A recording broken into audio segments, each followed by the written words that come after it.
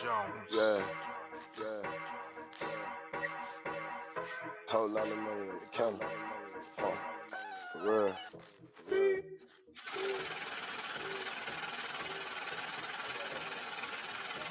Hold up.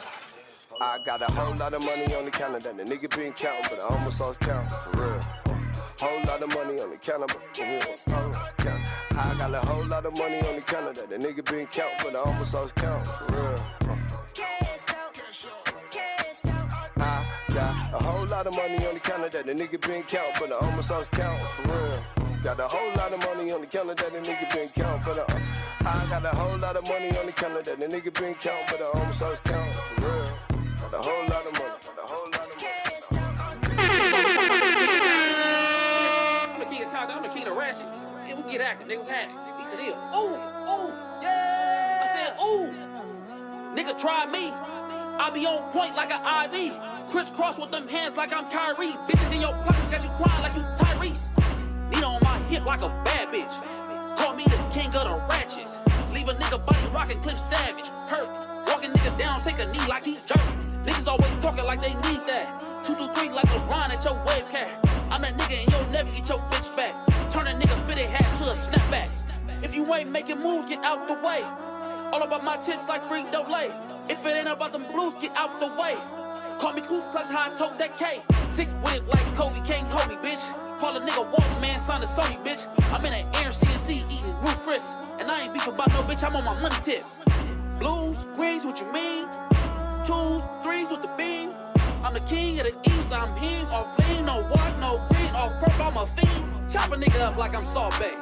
Niggas saving these toes, bitch, you need a cape. Let me walk in this club, watch these hoes fake. I'm a shark in the water, bitch, this my tank. Like, wow, if you run up, let it off like a pound. Whole team with it, fuck them, we got it now. Whooping on the net, you need to stop it. Eastside stepper, I'm the king up in Compton. If you ain't making moves, get out the way. All about my tips like free double. If it ain't about them blues, get out the way. Call me Ku Klux how I tote that K. Ooh, nigga, try me. I be on point like an IV. Crisscross with them hands like I'm Kyrie. Bitches in your pockets got you crying like you Tyrese.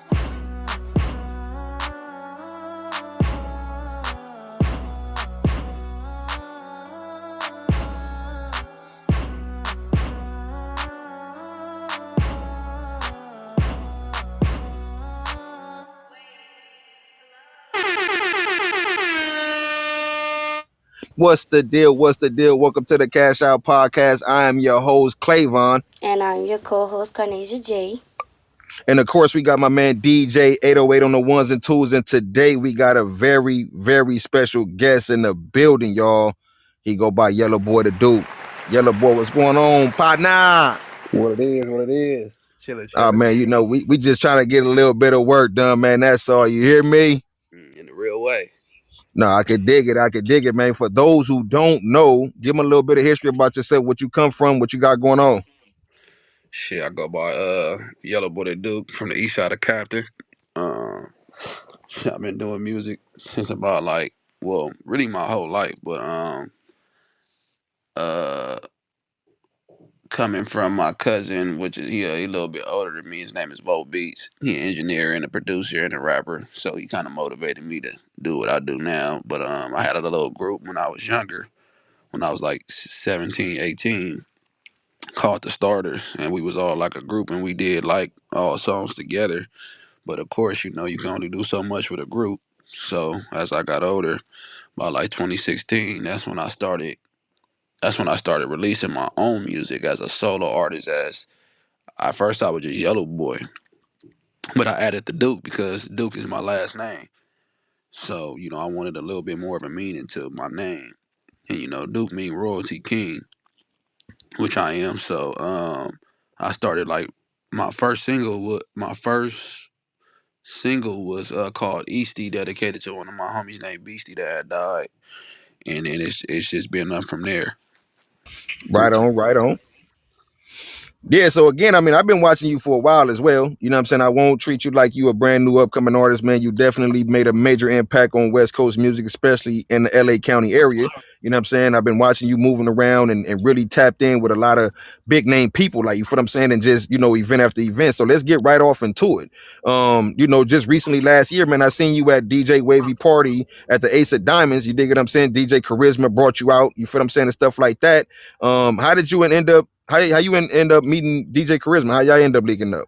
Uh, so crazy with charisma, man. Like before I even say that, man, I have been watching. I have been watching charisma since me and my old DJ Poppy Chulo. We used to be sitting back in the garage trying to figure this music shit out, and we like, damn, we gotta fuck with charisma one day, like because charisma was breaking everybody. YG, Glasses Malone, Ty Dolla Signs, all our Joe Moses, all our people from SoCal. She was breaking.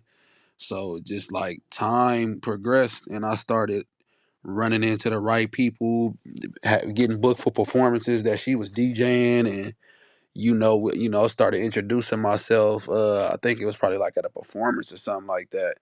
Uh, and I had a whole time she already had some of my music.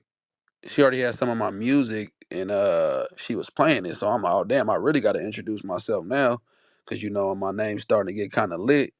So I'm like, damn, I gotta go introduce myself. So now when I'm seeing her at the events that I'm getting booked for, or I'm going whatever, I'm introducing myself. So, but I'm not even realizing she just is in tune with me as I am with her, because that's her job to be in tune with what's going on, new in LA, or or especially in LA, California, period, but LA. So, but then what really it was more like a high and by type of thing from like since like 20, I'll say like 2017, 18, 19 is when I started really start getting noticed. So then what was this, 2023, I just dropped a song with my boy Beer Cap from Pomona, called Where the Party At, produced by ABZ Beats. So when we was already tapping in with each other, like when we seen each other or on like online and stuff like that, and she was tapping in with me like, hey man, whenever you want to come out and perform or pop out with me, just let me know. But what really solidified is when I dropped that song called Where the Party At. We sampled Jacket Edge, Where the Party At. Yeah, So we gonna definitely get off into that track too, man, because you definitely cracked open some shit when you did that. You oh know what I'm yeah. saying? So I definitely want to talk about that as well, and stuff like that. And I seen that Sukiyana was in the building as well. Was you opening up for that night at the Ace of Diamonds, or was you just It there to was more support? along. I was kind of like hosting. So Okay, okay. basically, so when I got tapped in with her, it was quick, it was fast. As soon as I dropped the song, I'll say like the next day, I had posted it, and then she DM'd me and was like, "Hey, send me the DJ service pack." I'm like, "Oh shit."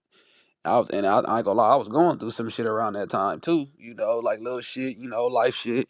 And then she came out of nowhere and was like, "Hey, send me that DJ service pack. Well, where the party at?"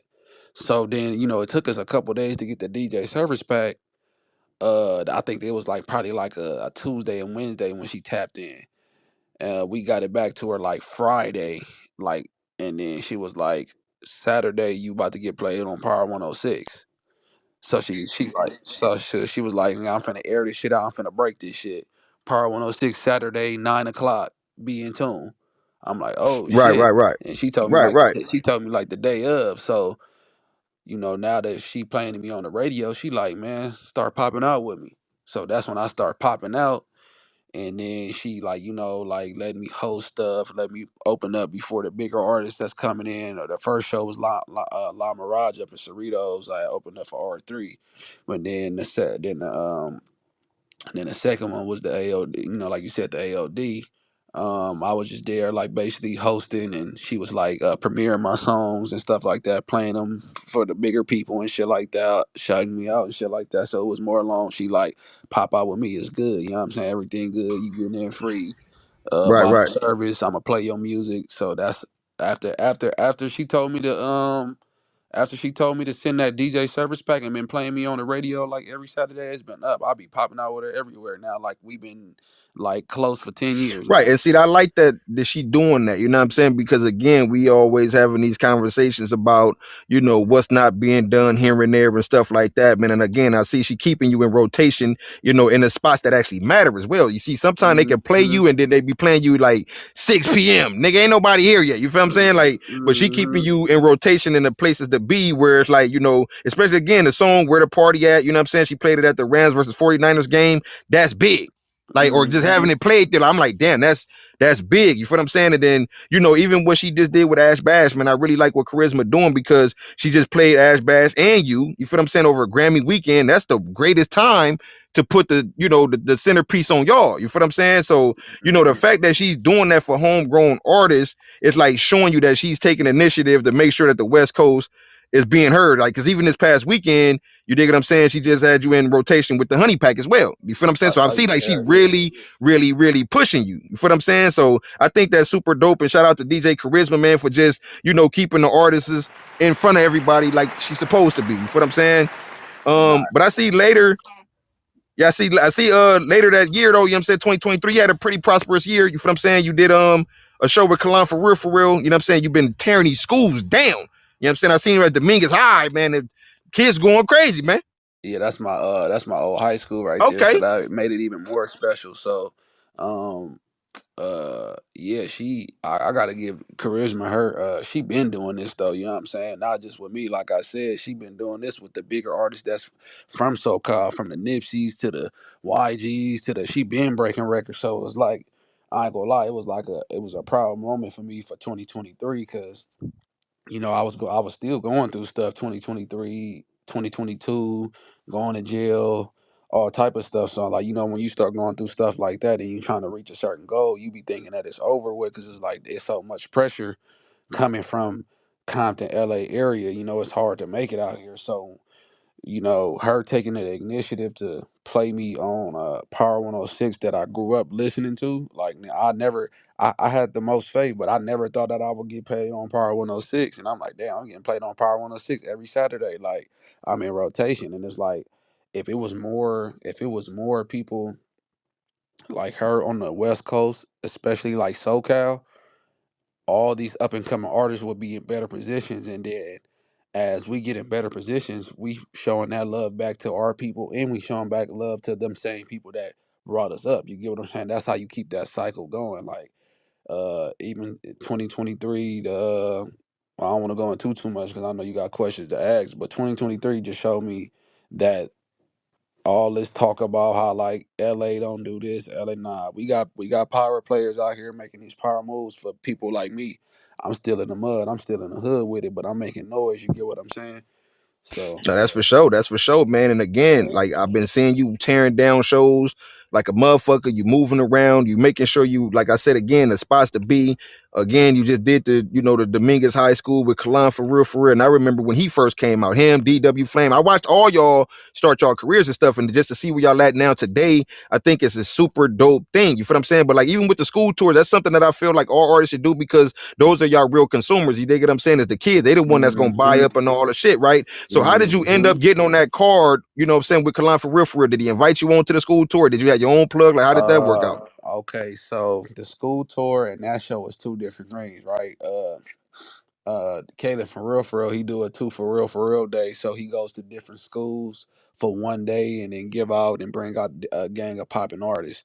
So how I got that was through DJ Amazing because my DJ Amazing grew up around his family.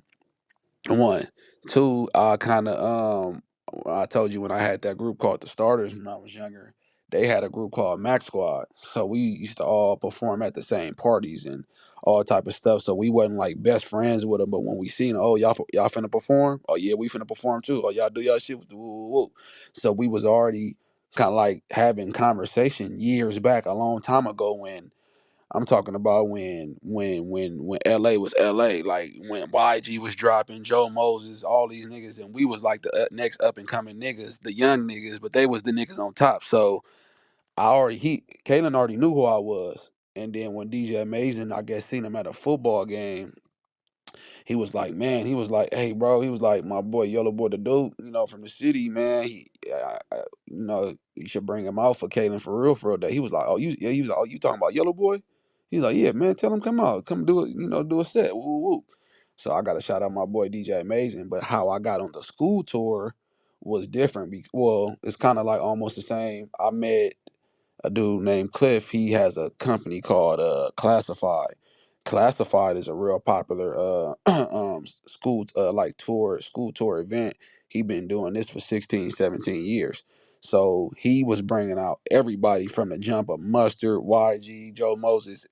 He brung Roddy Rich, all these big people. He been doing it. I think he been doing this like the longest, more than any school tour event, or he probably been doing it before the Power 106 was doing it. So um I met I met that guy through DJ Amazing and DJ Exclusive when we had the little group. So so we had already I had already was doing school tours before the Blue Faces and all that was even popping up.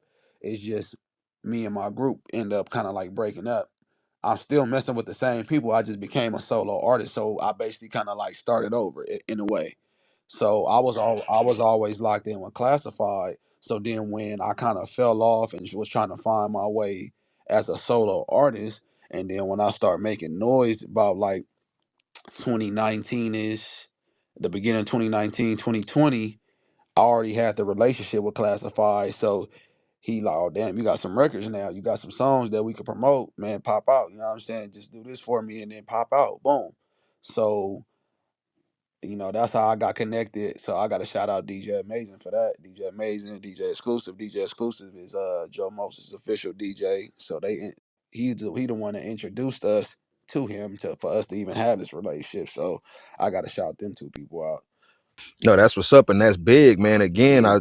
I love what y'all doing, y'all working and stuff like that. Because I tell people all the time, man, I try to make sure that the certain stories that I feel like the world need to hear need to get out there the way I needed to get out there. You feel what I'm saying? We hear about YELLABOI the Duke today and showing niggas the journey, because sometimes like people like you know what I'm saying, they'd be like, damn, why is it working in his favor like that, not knowing that you didn't put a gang of work in. You feel what I'm saying? So like even when you get on them stages and stuff, like them kids was rocking out with, I said, he got this motherfucker going like a real concert. I'm talking about somebody kid and climbed on the speaker and shit. I'm like, look at that kid. Like they was out there going crazy. I was like, god damn, like it's, you know what I'm saying? Like, nigga, them high school days is the ones to remember. You feel what I'm saying? But how did it feel to see that the kids was really locked in with you like that?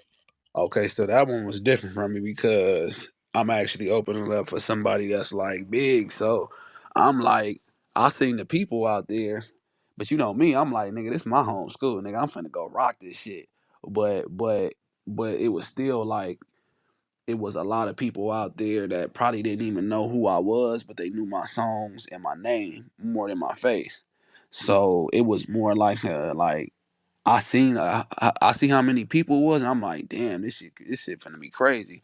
But I'm in my head, I'm knowing I'm gonna rock it, but it was still like, damn, there's a lot of people right here. To me, that was like thousands of people. So It was definitely thousands. I'm like, yo, they got Dominguez killed. I mean, Dominguez High cracking. so then I came there with my, it was crazy because I came there with a few of my other artists and my girlfriend. So I didn't even realize how bad I rocked it until I got back and I was talking to my girl, and she was like, damn, they was saying that shit, your words word from word. And then I was like, and like when you in the like in the timing of it, you don't even realize because I'm performing and I'm like just seeing different stuff. So, my people that I brung and my girl and all that, they seeing it from the side, like, oh shit, they going crazy. Like they going up. So I didn't even really realize that how crazy they went until I looked at the footage and then I heard what they were saying. Like, damn, they were saying all the words. And then I ain't gonna lie. They was even saying that I even rocked it better than some of the bigger artists that was bigger Some than of the me. bigger, yes, a fact. You got to So though. yeah, and I was like, damn. And then so when I look back at the footage, I was like, oh damn, I'm bigger than what I know. You know what I'm saying? I'm bigger than what I really think. Sometimes I ain't gonna lie, I doubt myself at times. Just going through regular stuff in life, and I be like, but when I seen that, I'm like, oh damn, I'm really him. It's just I ain't made it all the way yet, so I'm thinking about all the other stuff. So, but when I looked at that footage, I was like, oh yeah, I got this. I got this for sure. I just got to keep going. He said, I'm him. I know that's right. What Yeah. school do you think was the most lit, would you say? The most lit school that I did in this last year or so gotta be um it's either gotta be out of Lawndale. Lawndale High School got a lot of kids and they be going Mm-hmm. up, and then either Lawndale and I'm trying to think of another school that I just did.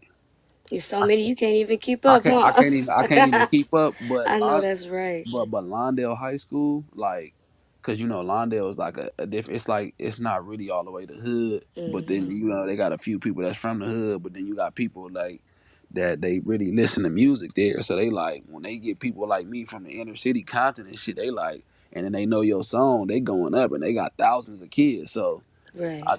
I think Lawndale High was like one of the best that I could think of right now. Mm-hmm. Lawndale. Okay, shout out to Londale. Y'all heard it here.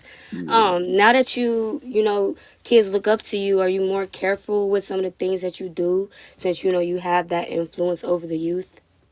Uh, do you mean like just in person or like on the internet, for Well, with instance? everything that you're doing, everything that you're presenting, for them to see. Yeah, yeah. I ain't gonna lie. I'm kind of a little bit more careful when it comes to doing certain things 'cause I don't want to just put out the a messed up message all the time Hmm. or like make it seem like it's just about that.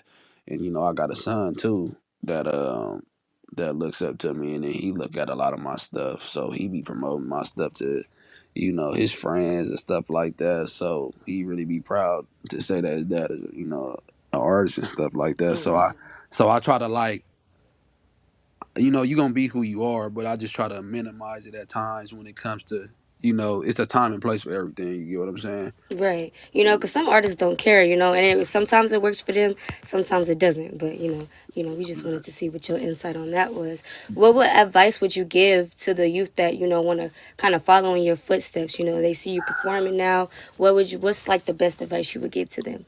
The best advice that I can give to the up and coming is you really just gotta fall in fall in love with what you really want to do and really study it and pay attention. Go on YouTube, look at interviews, be inspired, and really just like perfect your craft. Because as you perfect your craft and you start learning about what you're trying to do, you're gonna appreciate it more. And sometimes sometimes you gonna sometimes you gonna get tired of it or whatever it is, but I'd rather get tired of something that I love at times than do something for the rest of my life that's gonna make me just think about like what I should have did, or because I'm not no woulda coulda shoulda ass nigga. So it's For sure. like when I have a passion for something, no matter if I get tired of it or anything, I'd rather do this than be working for somebody for the rest of life. Because when you work for somebody for the rest of their life, you'll never be rich. Right. Man, You know what you I'm better saying? tell them. You better Yeah. tell them. And us as black people, we got to get out of that mindset, that slavery mindset of just always working for somebody. You get what I'm saying? Because you don't really get to live your life the way you really want to live your life, and you gonna have to take some sacrifices. And man, I didn't went broke for my career. I didn't went like I'm talking about. I ain't got a dollar in my pocket to do this. You get what I'm saying? Man. But it was worth every penny because it's like look at the experience. Look who I'm around. It was a point in Right. time where I wasn't around these important people. It was a point in time where I would dream to be around these certain type of people, and now I'm around it. So Now man, it's like reality. It's actual life. nah, every time I said, man, what if this happened? What if this happened? It ended up happening. Right. You get what I'm saying? Manifestation, So for sure. It's real. man, the law of attraction. Law of attraction is very real. That's a fact. That's a fact. So, when it comes to, your performances, do you have any type of rituals that you do before getting on stage? Uh, rituals. Yeah, how do you get yourself together before you go pop out and do your shit? What I do, of course. I might put something in my system, some little food. I'll go take a shower, put smell good, you know what I'm Mm-hmm. saying? Make sure I got my my swag on, you know what I'm saying? Play music while I'm getting ready to kind of like motivate me to like, okay, I'm finna go rock it tonight. Put my cologne on, call my peoples, make sure they ready. Let's get it going. And of course, when I get in the car, I listen to my show mix. I always have like a show mix for the most part.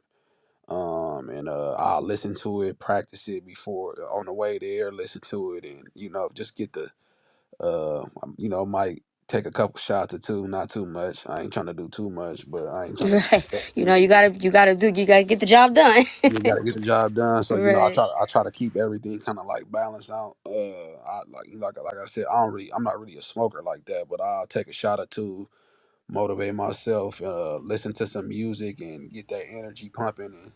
And when it's time to go, it's time to go. I get up in Right. there, I get in there, and greet everybody, make sure all my people straight, and we all good. I'll go talk to the DJ, more sure he got my set.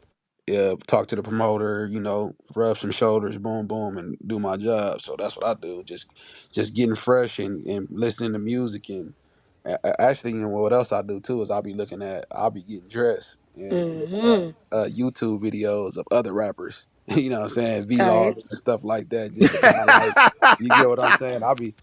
Hey, that's my TV now. Though. I don't really even watch TV Regular or none TV, of that shit. I That watch is so YouTube. YouTube. real. That's a fact. I watch So real. YouTube. That is so real. I soak up game because I'm a student. So at the end of the Right. day, I'll be watching other people vlogs and getting game. I steal game from other people, and I watch a lot of that stuff because this is what my life consists of. This is what I want to do for the rest of my life. So I watch everything that got something to do with what I'm doing. Oh, for sure. I feel like You know too, what I'm like, saying? the industry is changing little by little every day, like there's something new that artists now have to adapt to, with all the medias now. Like, back then it wasn't all about the social media. Now it's different these Mhm. days. And ain't nothing wrong with a little liquid courage before you hit that stage, you know what I'm saying? Right. Oh yeah, for sure, sure. Ain't nothing Oh wrong yeah, with that, okay? nah, I for real. noticed like when you perform on stage, you be having your crew with you. Do you feel like having them with you gives you more confidence, or you like, I can do this by myself, it doesn't matter? How you feel about that? Uh, I'm not gonna lie. Like I became a beast. Like to where, like yeah, if my when my people like I'm really like an in-house type of person. So I'm the type of person I like my girl to be there, my close homies, my artists. So when I see them and they hyping me up, but then I got to the point to where it's been times where I didn't went to performances by myself, and that's how I know I'm a beast because I don't need nobody there with me. If Say nobody that. wants, I don't like. I just like. I don't know. I just said this is what I'm gonna do. So at the end of the day, if nobody wants to come or they don't want to come out and support or whatever it is, I'm willing to go by myself. I'm willing to die behind what I'm pushing. You get what I'm Say saying? that for So, sure. at, at the end of the day, it's like, but I do when my good peoples is around that do hype me up though too. But I'm gonna get hype regardless. I'm one of them type of people. I'm gonna be hype if you there, and I'm gonna be hype if you don't. You know what I'm saying? Okay.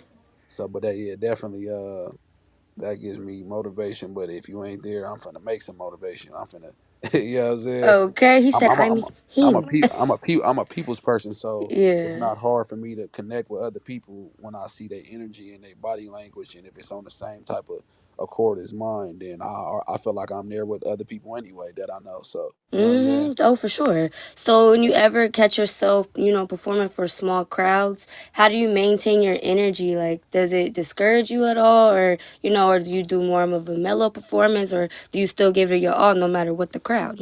I give it my alls. Regardless, sometimes it could be less motivating when it's less people, but at the same time, man, man, it could be 10 people out there. What if I do good and them 10 people really start rocking with me? You get what I'm Right. saying? Like, I'm gonna give them that show. This is what I got paid for. This is what I'm coming here for. Uh, it is what it is. At this point, I just want people to hear my music. I don't care how many people is out there. I'm gonna do it. You know what I'm I love that. I love that. Okay, saying? so we saw on you had did the Lick podcast, and then you mentioned how you deal with who can and who can't pop out with you when the time is right, right? How do Mhm. you, or when did you come to the realization that, okay, so you're cool, you're cool, you're cool, you no, you can't come with me? Like when was that like, all right, this is the boundary. Like, This is no, this is nigga, how it's gotta be. you stay at home, nigga. You can't come. Yeah, you can't come. Um, shit. I think I came into more of a. I'm gonna say, well, I could say 2019, 20 because before 2019, I ain't gonna lie, I was kind of like I was doing music, but I was more in like hanging out in the streets too. You know what I'm saying? Because this is my what I'm around, but when I started realizing that everybody frequency ain't on mine, and everybody ain't on my Mm, timing, so when it started getting to like 2019, when my songs start kind of like going up, and then I'm already like I'm already like a realist, so I know who gonna trip and I know who gonna do what because I done been around you for long enough to know who gonna do what for the most part. mm, When I started like after that 2018 when I'm like, all right, I'm done hanging out in the streets, like really outside banging and stuff like that. When I got into 2019 and my numbers start going up in the music, I'm like, oh yeah, I gotta start moving different because um, it's been times where I done brought the wrong people. They get to slapping people, bullying people, and then it's gonna be like, who people was that? Oh, that's Yellow Boy the Duke people. So then mm, I know that would blackball me from getting booked, or people would be scared, or whatever. Then mm. now you messing up my money. I got a son. You're not finna pay my bills, so Say that. not gonna take care of my son, so I'm willing to stop low key fucking with a motherfucker if you just coming to, if you not When it coming to comes to that record, career, yeah, hell To yeah. that bag. if you're Mm-hmm. not coming to record, if you're not coming to go and go in a crowd and put my Instagram in people's phones, be like, yeah, like, what are you there for? You get what I'm saying? At this point, you're just there to start trouble. So like I said, I always just been a realist, and just like when 2019 and now, I just started getting better and better. Like each year was just showing me, like, oh nah, you got to stay here for this moment. Not saying that you would never be able to come, but I gotta let you kind of like starve a little bit. Yeah, So you then, gotta mature a little bit. so Make you then miss when out. Like, damn, I yeah, want to be there. so then when you finally do come to shit, like damn, I gotta like change my mindset because I want to start coming to this shit. I can start meeting people and networking and doing this and doing that. So Mm-hmm. I say like around 2019 when my songs start kind of going up, and I just like each year after that I just start paying attention. Like, oh, I get more respect when I'm just coming with a few people that make it make sense and got the right energy like me. You get what I'm saying? Mm-hmm. And that's gonna come and stand on business and not come here and play. If we wanted to do all the bullshit, we could have just stayed in the streets. You get what I'm saying? And so yeah, 2019, and just each year after that, I just start getting sharper and sharper because I start doing bigger and better things. You get what I'm saying? Most definitely. That's definitely a smart move, you know. You gotta be 10 toes. You gotta be sharp. You gotta be sharp up there.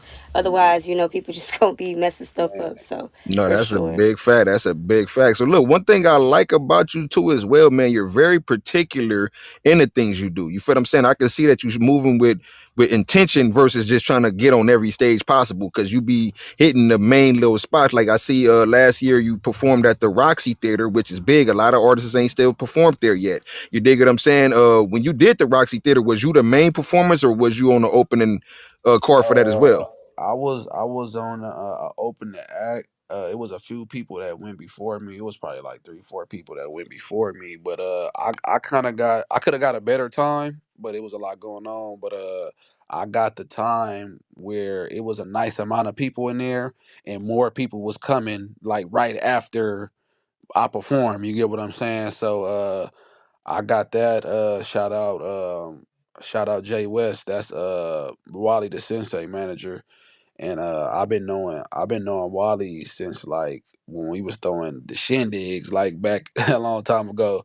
And but he wasn't even an artist then. I remember I think we threw our first party. He fired on somebody at our first party on Oh shit. Central and Thompson Boulevard, busted somebody lip or some shit. But Oh, he don't play. nah, he ain't no bitch for sure. But this was like I was already doing music and already popping with my group, so he was you could kind of say that he was seeing what I was doing, and then maybe he got motivated from that. I don't know, but at the time we was kind of like popular, so But then he ended up some years later start doing music, being managed by Jay West. Jay West, he from the west side of Compton. He good people's. I had met him like a few years before that show, and then ever like I said since 2019, I've been kind of like around him a lot with shows. So we just start gaining more of a relationship, and then my girl, she been knowing him for a long time too. So it just all made sense, and then he ended up like, "Hey, bro, send me a picture. I want you to pop out." Jay West was like, "I want you to pop out for the Roxy." So that was a great experience to actually, I seen all these other rappers, that I looked up to performing at the Roxy. I'm oh damn, I'm finally getting my chance to, get exploited at that, that venue. Go Shout out out there to and show them what a nigga got. You dig what I'm saying? oh, Like, let me come show y'all, you know what I Okay. mean? What the oh fuck is yeah. going on? So another thing that I wanted to ask you too, man, because again, I see you on stage a lot. You feel what I'm saying? More than usual than other artists and stuff like that. When did you determine that you needed to get paid to perform? Like when did it was like, hey, bro, like I love performing, but my nigga, we gotta make this shit make sense for real. Uh, I could say before 2019, because I ain't gonna lie, like, well, I was like before 2019. Well, I had like a few songs going up. I already kind of like street popular and shit like that. So I ain't gonna lie, my first show was like I think I got paid like $50, but it was like that $50 was everything because it's like, dang, I'm Yeah, I actually got paid to do what I like to do. I got paid to do what I like to do. You know what I'm saying? And but then when, like I said, yeah, everything started more along happening in 2019, and then like I said, each year I was just getting a little bit more strict when it came to certain people because I'm like, damn, I got a few songs that's going up with my partners and by myself and shit. And I'm doing shit that motherfuckers ain't doing. I'm doing the school tours. I'm doing all this different little shit that I'm thinking that ain't all the way the biggest things, but shit, it's a lot of other artists that ain't even did that shit yet. It's bigger artists than me that ain't even did it. So, like I said, 2019 and then on, some people I do show love to though, cause like one thing about this business that I do realize, and even like I didn't seen the bigger artists like that already made it do this. So who am I to not perform at something for like like for the low or for free or Or for the kids sometimes for or free. And that's why yeah you for the gonna make it, bro. for the Some kids niggas don't know, you know what I'm saying? Like yeah yeah sometimes it's like like, hey man, I'm gonna just go ahead and get this done. yeah no look because it's the thing is it's bigger than the money like Exactly. like you right like I don't just be anywhere and everywhere every weekend, but if it makes sense I'm there. Like I be performing. Sometimes I perform at Sweet 16s that DJs be and if I got a relationship with the certain DJs that want me to pop out, I'll pop out for the free ball because one, that's somebody's birthday, a Sweet 16. Two, they didn't even have to pay me. Now they gonna love me forever now, and they gonna remember that I did they Sweet 16 and they didn't have to pay me and they already listened to my music. So when it's like you gotta give a little bit to get back a lot. And that's what I realized about anything in life, especially when you're trying to do business. You get what I'm saying? It's just like Costco, how they give out the most samples and shit like that, and then I love that. that make you want to go back and go buy the real product. You get what I'm Exactly, saying? and then some. And then you're doing it for the kids. You know what I'm saying? Like, come on, like some things you got to give back for the free ball to, because then that's free promotion right there. So everything you can't go in looking at everything is money, money, money, money, money, money, money. No, it's bigger than the money. It's the content that you're able to get out of it. It's the people that you could touch. It's somebody you're giving a free performance for somebody's birthday or that's a gift that they gonna forever, you know what I'm saying? They're gonna have that recorded and that shit goes a long way. When you give a little, you get back a lot. And that's what I realized. Come on, man. Shout out to YELLABOI for making dope memories for the kids. You hear me? Come on, You know what man. I'm saying? But no, that's what it's all about at the end of the day, man. And again, I'm loving what you're doing. You're moving perfectly as an artist, man. And I just can't wait to see what you're gonna have for us 2024 because you know what I'm saying, I'm seeing the strategic moves. I thoroughly, pay attention to what's going on and stuff like that. And I see that you had went and got a billboard in NYC, man. That was big. That was big. Like, you feel what I'm saying? Like for a West Coast artist, you know what I'm saying? Like, this why I don't like to hear some of them conversations. I'd be like, bro, y'all niggas ain't paying attention. Like, you know what I'm saying? Yeah, Like, man. you Niggas, know, hell yeah, motherfuckers don't want to pay. what's so crazy? They act like they don't pay attention, but they really do be paying attention. Because I've been that guy to act like I didn't pay attention, but I was really paying attention. Right. But I didn't really want to say it until other people say it. You know what I'm saying? So you can't fool me, bro. Like, cause I've been the fool before, so you can't fool the fool. Right, So right. it's just everybody That want to part. popularity, and He said, "No, You I gotta get it. start somewhere. I be watching, nigga. I be watching." You know what I'm saying? But no, that's a real shit though. Like, so do you have like a promotion team, or do you handle like all your business yourself? I got a manager that helps me out. He distributes my music. He didn't got me. He actually got me closer with DJ Wavy. I was already messing with DJ Charisma. We got gained our own relationship, but DJ Wavy. Shout out to my manager Pooh. He helps me with the distribution, playlist. He then got me connected with bigger artists like Mitchy Slick from San Diego, KT Foreign from San Diego, producers. Now they messing with me because he my producer. I mean my manager. Other than that, for the I'm not gonna lie. For the most part, I get all my shows though. He not, but my manager didn't got me paid for shows before. But Right, right, like my manager even like he be talking to the record labels and like like he just be pitching me the record labels and showing them my new stuff and stuff like that. And then they be asking like, damn, who's doing all this for him? Who's doing all this school tour shit?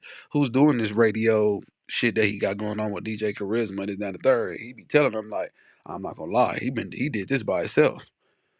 You know what I'm saying? He did this by himself. So he be letting them know that I did a lot of this shit, by myself. Like right, right. even, with the no jumper interview, that was a big thing, highlighting my shit. I don't know if you want to talk about that now or later, but you know what I'm saying? Like I got that by myself. You get what I'm saying? Like, and it was crazy how I even got that. But I mean, I rather you go into more of that later on or whenever you do want to talk about it. I don't want to Oh take yeah, up no, too that's much. no, that's for sure. That's for sure. And the thing I admire the way you moving as an artist and not just trying to, you know what I mean? Because a lot of artists they be thinking like, man, I just, do the music and forgetting that it's another 95% of the business that's actual business. You feel what I'm saying? So like, you and your manager working together, I think that's dope, man. Like, would you say he kind of like a mentor or just like a business partner? Like, you know what I mean? Like, Oh how yeah. would you describe it? Yeah, both.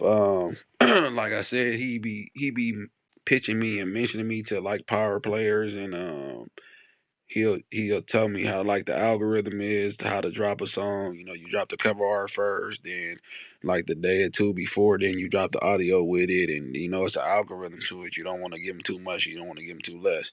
So he didn't plug me in. You got to just be willing to take criticism. That's what I just really realized with this shit because I had a point where I didn't want to take criticism and then it wasn't getting to where I wanted to be. When I started taking criticism, that's when I started seeing things, whether that be from my manager, whether that be from my DJs, whether that be from my close people. I start taking advice. And when I start taking advice, even if I feel like I'm not all the way where I want to be, stuff do be falling in my lap. You get what I'm saying? That's real. That's so real. We had kind of tapped into it earlier in the beginning of the interview, but there's been a lot of talk about, the West Coast artists being local, like the music not being able to reach certain cities or different states and things like that. How do you necessarily feel about that statement, and do you feel that it really applies to you? Yeah, but no, but one thing that I do realize is that they try to put all the responsibility on the artist. Mm, And at the end of the day, it's like it's not just the artist. What about these producers? You get what I'm right. saying? Y'all producers got to even start stepping it up. Uh, um, engineers, producers, managers, all that. It's all one team, so we all represent each other in some type of way. I have to be able to focus on being an artist. You get what I'm saying? I can't be trying to worry about doing this, that, and the third, and whoop de whoop whoop. What about these? It's not. And then I can even say like the LA DJs or these California DJs, y'all gotta stop playing so much out of state shit so much more than y'all play. That's another reason why I felt well that statement can be kind of true because it's not just us, it's like these DJs, they're playing way Mm-hmm. more out of state stuff than they're playing, you know, our actual culture stuff. So it's like that has Cause if you go to you man, if you go to Texas or Memphis, you think they're gonna be playing us more than they own artists? I say that That's shit true. all the He time. does. He definitely Like, does. That don't even hey, I think that this don't started make to become sense. a natural thing in the interview. Like, I'm just always, Yeah. yeah. So, how you feel about it, my nigga? Man, like it ain't just us, bro. Like we getting too infatuated with other people's coach, like other states' culture, to where we can't even appreciate what we got going on because we got dope art. We got, and then so crazy is a lot of Cali artists, or I'm gonna say, especially LA artists. We don't even be necessarily having a budget, and we still be going up. So just imagine if we had the budget that all these other motherfuckers from other states had. You get what I'm saying? But but everybody just so infatuated with more along our gang culture that they can't Mm, even pay attention because like this. Think about it. Everybody is thriving off of West Coast, especially LA's culture of the banging, the blood, the crip, the paru, the culture of gang, fuck the police, and all this other shit. Who y'all get that? Y'all got that from LA. Not exactly the sound, but the content of what y'all talking about. That the gangster shit, the street shit, the y'all got that from where us. So it's like y'all just taking what we did and then just monopolizing off it. But y'all want to keep talking. They want to keep talking about how LA music ain't doing this, LA music ain't doing that. Well, shit, nigga, if we started banding together and stopped playing all these other motherfuckers more than we played ourselves, mm, then all from artists to DJs will be bigger as a unit. But we got too much division and hate in our own city. That's the reason why. So I wanna ask you real quick before y'all move on too, right? Like in that subject, like I just kind of made a statement yesterday about it, and I think it's like a two-way street. You feel what I'm saying? Like with graphic designers, producers, videographers, photographers, like everything y'all was mentioning, right? That it's all, nobody position is more important than the other. You dig what I'm saying? So like, would you say sometimes, even as an artist, not from you specifically, but sometimes artists because I go through it. I'm a background player. You feel what I'm saying? That I do a lot of shit in the background that'll make sure that artists get seen, that the make sure the marketing is up to par, the quality, all the shit. But we not the people, we the people that get forgotten about. So maybe, and I don't know if this is true though. I'm just wondering, like maybe if the artists would give more recognition to those people, because mind you, the videographer, he had to go spend 3,000 for a computer and then another 2, 3, 4,000 on the camera, and then the mm-hmm. programs, and you know what I'm saying? And then they feel like, damn, like, I do all this to make sure that they see him, and then not even him, fuck the rest of the world. He doesn't really care for giving me recognition. So do you think that's like a disconnect between artists and producers and DJs and graphic designers and like, because everybody else work hard too to make sure that that artist is seen. Oh yeah, so yeah, I agree with that because but it is two ways 'cause it's like but everybody do deserve credit for whatever they contributed to the project or whatever it is. But then some people don't even want that type of recognition. They just or like let's just even say the producers, like they put a tag on your beat. That's promoting for your damn self already right there for me even keeping your tag in my beat. You get what I'm saying?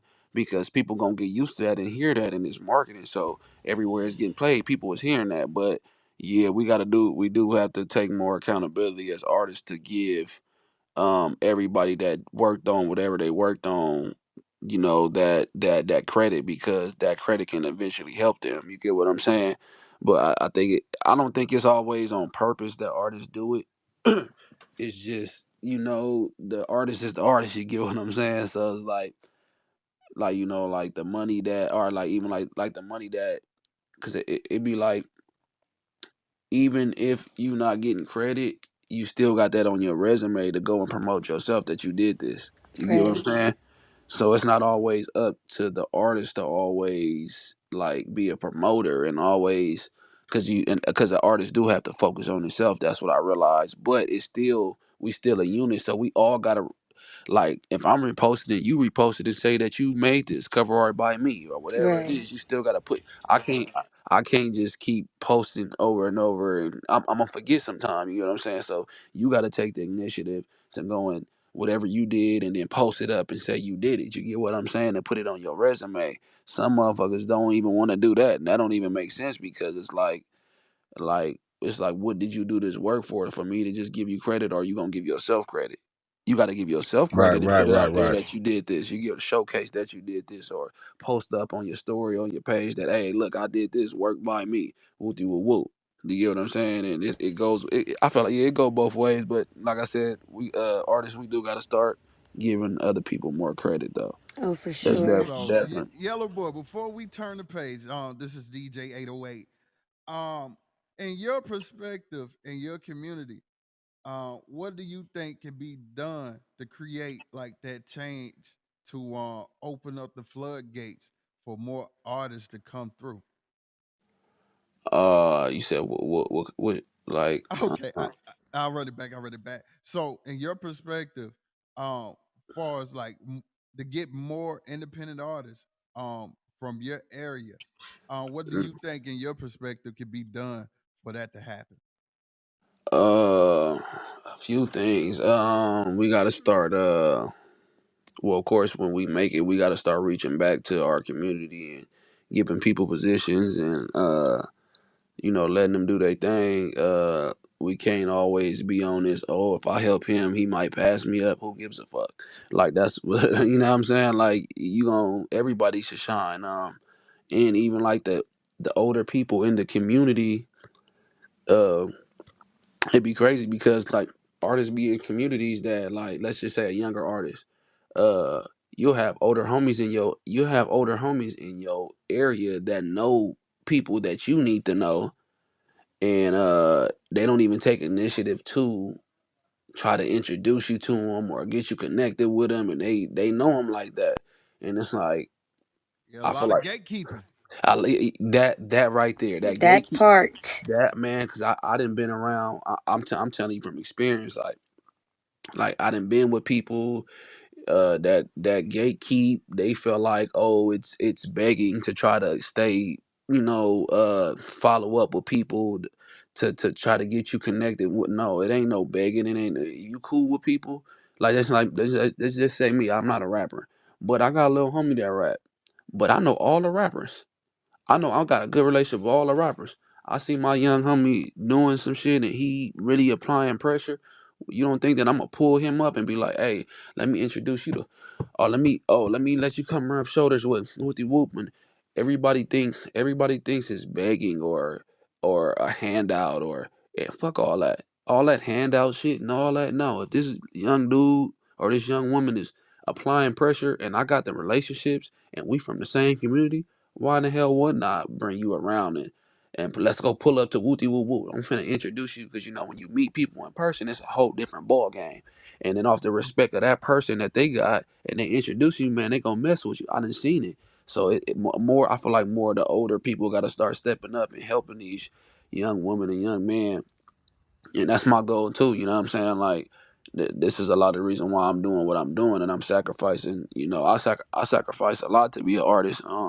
Like I said, I got a son.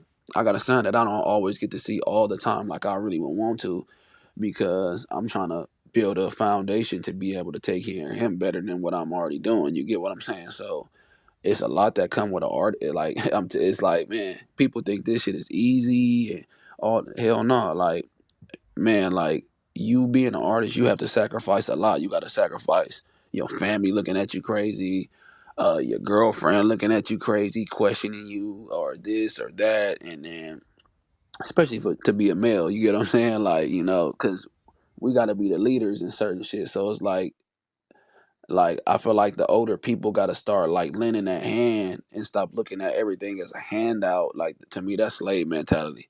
Like, it's called a helping hand. When you got somebody in your community that's doing something great, you gotta lend that hand back, because it's like a slap in the face. What did you I like I do music just for that. Like, not only just to help my family and my friends that's dope, cookers, DJs, graphic arts, um, cookers, all that, all these people I know, I want to be able to help them one day financially, connection wise. I want to be that person that I wanted from other people that was in position to help me and they didn't help me. I got to be that person. I want to, lead by example. So I feel like more along the people around you, and the older people that actually got these connections, your older homies, your older homegirls, they got to start like taking that initiative to start like reaching back and pulling you up. Because when you pull that artist up, if they real, they gonna pull you up and help you do what you gotta do. You get what I'm saying? So it's just all a help. It's a village. You know what I'm saying? What they say. I was just Uh, about to say that. Yep, it's it like definitely I'm takes saying, a like village. it takes a village to help a artist get to where, or I don't care what you do, a DJ, producer, you want to do hair. It takes a village to help. A team. Everybody needs a team. You know what I'm saying? I don't care if it's two people, two, three people. You gotta have people around you that can do stuff that you might not be able to do. You know what I'm saying? So I think people got to just start paying attention to what they people is doing, and bring that lending hand to help, because a little help go a long way. Most definitely. Would you say that those are the things that artists need to do to get their music played in more cities and states? Meaning, you said Like those types of things that you brought up, like the artists in general, they need to get their music to, in other areas, not just their oh, local area, oh yeah, yeah, definitely. Like on some what I realized too, like I'm from Compton, so I'm thinking like I just need to be in Compton and get popping in Compton. Nah, hell no, I gotta go to Orange County. I gotta go to IE and do stuff. I gotta go downtown. All these different places, they support me more than my own city. I gotta go to Detroit. I didn't went to Detroit. You know what I'm saying, for my music, and did music videos and met people and different little places. So, but I ain't gonna lie, it ain't nothing like LA though. Like we could say all that and say, oh, they gotta know we gotta get popping here first. But the way to get popping here first is to get out of your get off your block and go to other people's blocks and go to other people, like good people's like you. You got to get around the people that's like you, not the people that's feel like they just know you and he's regular and all right, yeah, let me go a few cities over real quick and they finna rock with me. You get what I'm saying? I think that's very vital. They were Clavon was talking about your intentions and things like that. Like it's very important to be intentional with the moves that you make. Mm-hmm. Because you know where you're trying to go, so you know what's necessary. And sometimes you may not know what's necessary, but you know like what's good for you and what is not. Just like we were talking about, the people Mm-hmm. that you bring around you. You know. Nah, for real. Nah, that's really valuable. The people that you have around you, the way you start thinking. That's why I look at a lot of YouTube and stuff like that, because I'm taking game from other people that done already made it, Oh yeah. and try to apply it the best way I can. And it might not always be perfect, but then when I start getting the better results, I'm like, okay, that's this was work. This what works. I became a better, even better people's person doing music. You get what I'm saying? I was already a people's person, but this made me more of a people's person doing music. You get what I'm saying? And that's all that anti-social shit ain't gonna get you nowhere. I'm You get what I'm saying? saying this is That ain't not gonna the get industry you for you if This you is own not, that. man. If you Man. anti-social, you just need to be behind the Yeah, go boards read a and book, maybe. Just maybe do read a that. book, or you know, at the most, write music or produce. But Right, you do not need to be behind that camera, because this right. ain't the game for that. I agree. I definitely agree. So I Mm. heard earlier your song, "Where the Party At," which is so fire, by the way. Like I be jamming to that. Like I listen to it five Appreciate times a day. I'm not even kidding. What made you want to sample, such a dope song like Jagged, like remix Jagged Edge? Do you feel like it could sometimes be dangerous for artists to sample songs like that, like major big songs like that, like the classics? Yeah, it could. I mean, but me, I'm all about taking chances. So it's Okay. like, and man, if y'all want to act like y'all don't hear me, I'm gonna give you something to hear me, and I'm finna remix some shit and make it some new shit, and it is what it is. Whoever want to sue me or whatever, it is what it is. We already in the mud with it. I know that's right. So, That at nigga the end of says, "Sue me, I sue was just me." about to say, you don't ever worry about, that coming back on you I like mean, that. because I'm more along like like songs like that. I'm more along like look at it as more. I don't even look at it as like money. I look at it as like something just to promote. So then now I can start dropping my other songs. That's more along like a song where it's gonna get your attention. I Mm-hmm. really just want to get your attention real quick, and then as I'm getting your attention, I'm hitting you upside the head with these original tracks. You get what I'm That saying? part. But like I'm not tripping about making money off that song or not. Really, it's just that's just something to give to consumers to be like, ooh, like oh, this dope, or Right. this on the Like radio, they know my oh, this name hard. though. They know my name. I ain't tripping about the money, and then it's like a lot of people not gonna sue you until it get to or like Until it get not real big. until it get real Right. big. So that's like kind of like it kind of like come with it. Like you just like it's more along like just let that one go. Like fuck it. Like this just the one that got me heard and boom. All this other shit. Now they finna go back to my other stuff that's original, and then Exactly. we gonna run it like that. But what made me do this song was I was supposed to been do a song with my boy from Pomona. His name is Bearcat. You know how like when you got an artist friend and y'all like, man, we gonna find like man, we need to do something. Oh, we gonna do it, we gonna do it. It had been like 5 years and we always been connected and running into each other. We was like, man, it's been 5 years. We gotta do something now. So when I finally pulled up to the studio, we had ABC Beats. And then we was like, dang, how could we come different but still like something for the club? So what we did was um like the tempo is not as fast. Like if you hear other songs, the BPM might be like a little faster. So what we did was we still made it fast, but we didn't make it as fast as the other songs that's going on, like the 116. I think that's like a 107, 108, to where it's still for the club, but Mm-hmm. everybody can move to it, young or old. When sometimes when Yeah. you make a certain type of BPM, uh, too fast, some of the older people get too tired and they can't Yeah. move as much. You get what I'm Yep. saying? So Yep. so we did it to where it was like I think a 107, 108, and then we was like, dang, what could we do to kind of be different on the sound wise to give it that hit? We started looking on YouTube and start typing up Jacket Edge and Nelly, and then it popped up, and then we heard that song, and we He was was like, like, oh, it's a wrap.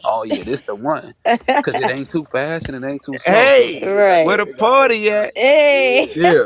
yeah, No, and that's a fact. That's a fact on the real. we started. I forgot how we. I wouldn't. I didn't think I was gonna be able to come up with a hook for it, and I was just like. It started off. I was like after like 5 minutes, I was like, L.A. I.E. They go bad bitches. Go and You shake it said like a hoe, five and then my minutes and boy. you had the hook just like that.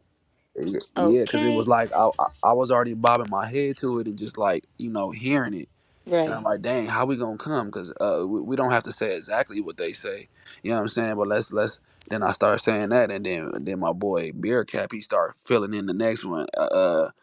I think it's bad bitches. Don't shake it like he like Oakland, Sacktown, Frisco got bad bitches. On Hey. call, on go. And then I came back with the so we was going back and forth, and then I was like Pomona to Compton, yeah, we locked in. And then I was like big guns, and he was like ARs. So we was going back and That's forth, helping dope. each other make the shit, and then it just came together. And I'm like, damn, this shit hard. Like this, and it kind of sound different from a lot of other like little club songs. You get what I'm saying? So we came up with that, and then we didn't even drop. We didn't even like. We had that song for like 2 3 months before we dropped it, and I was like, dang, we should have dropped this.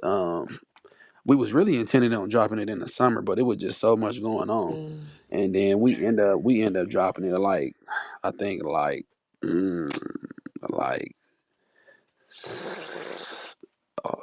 August September.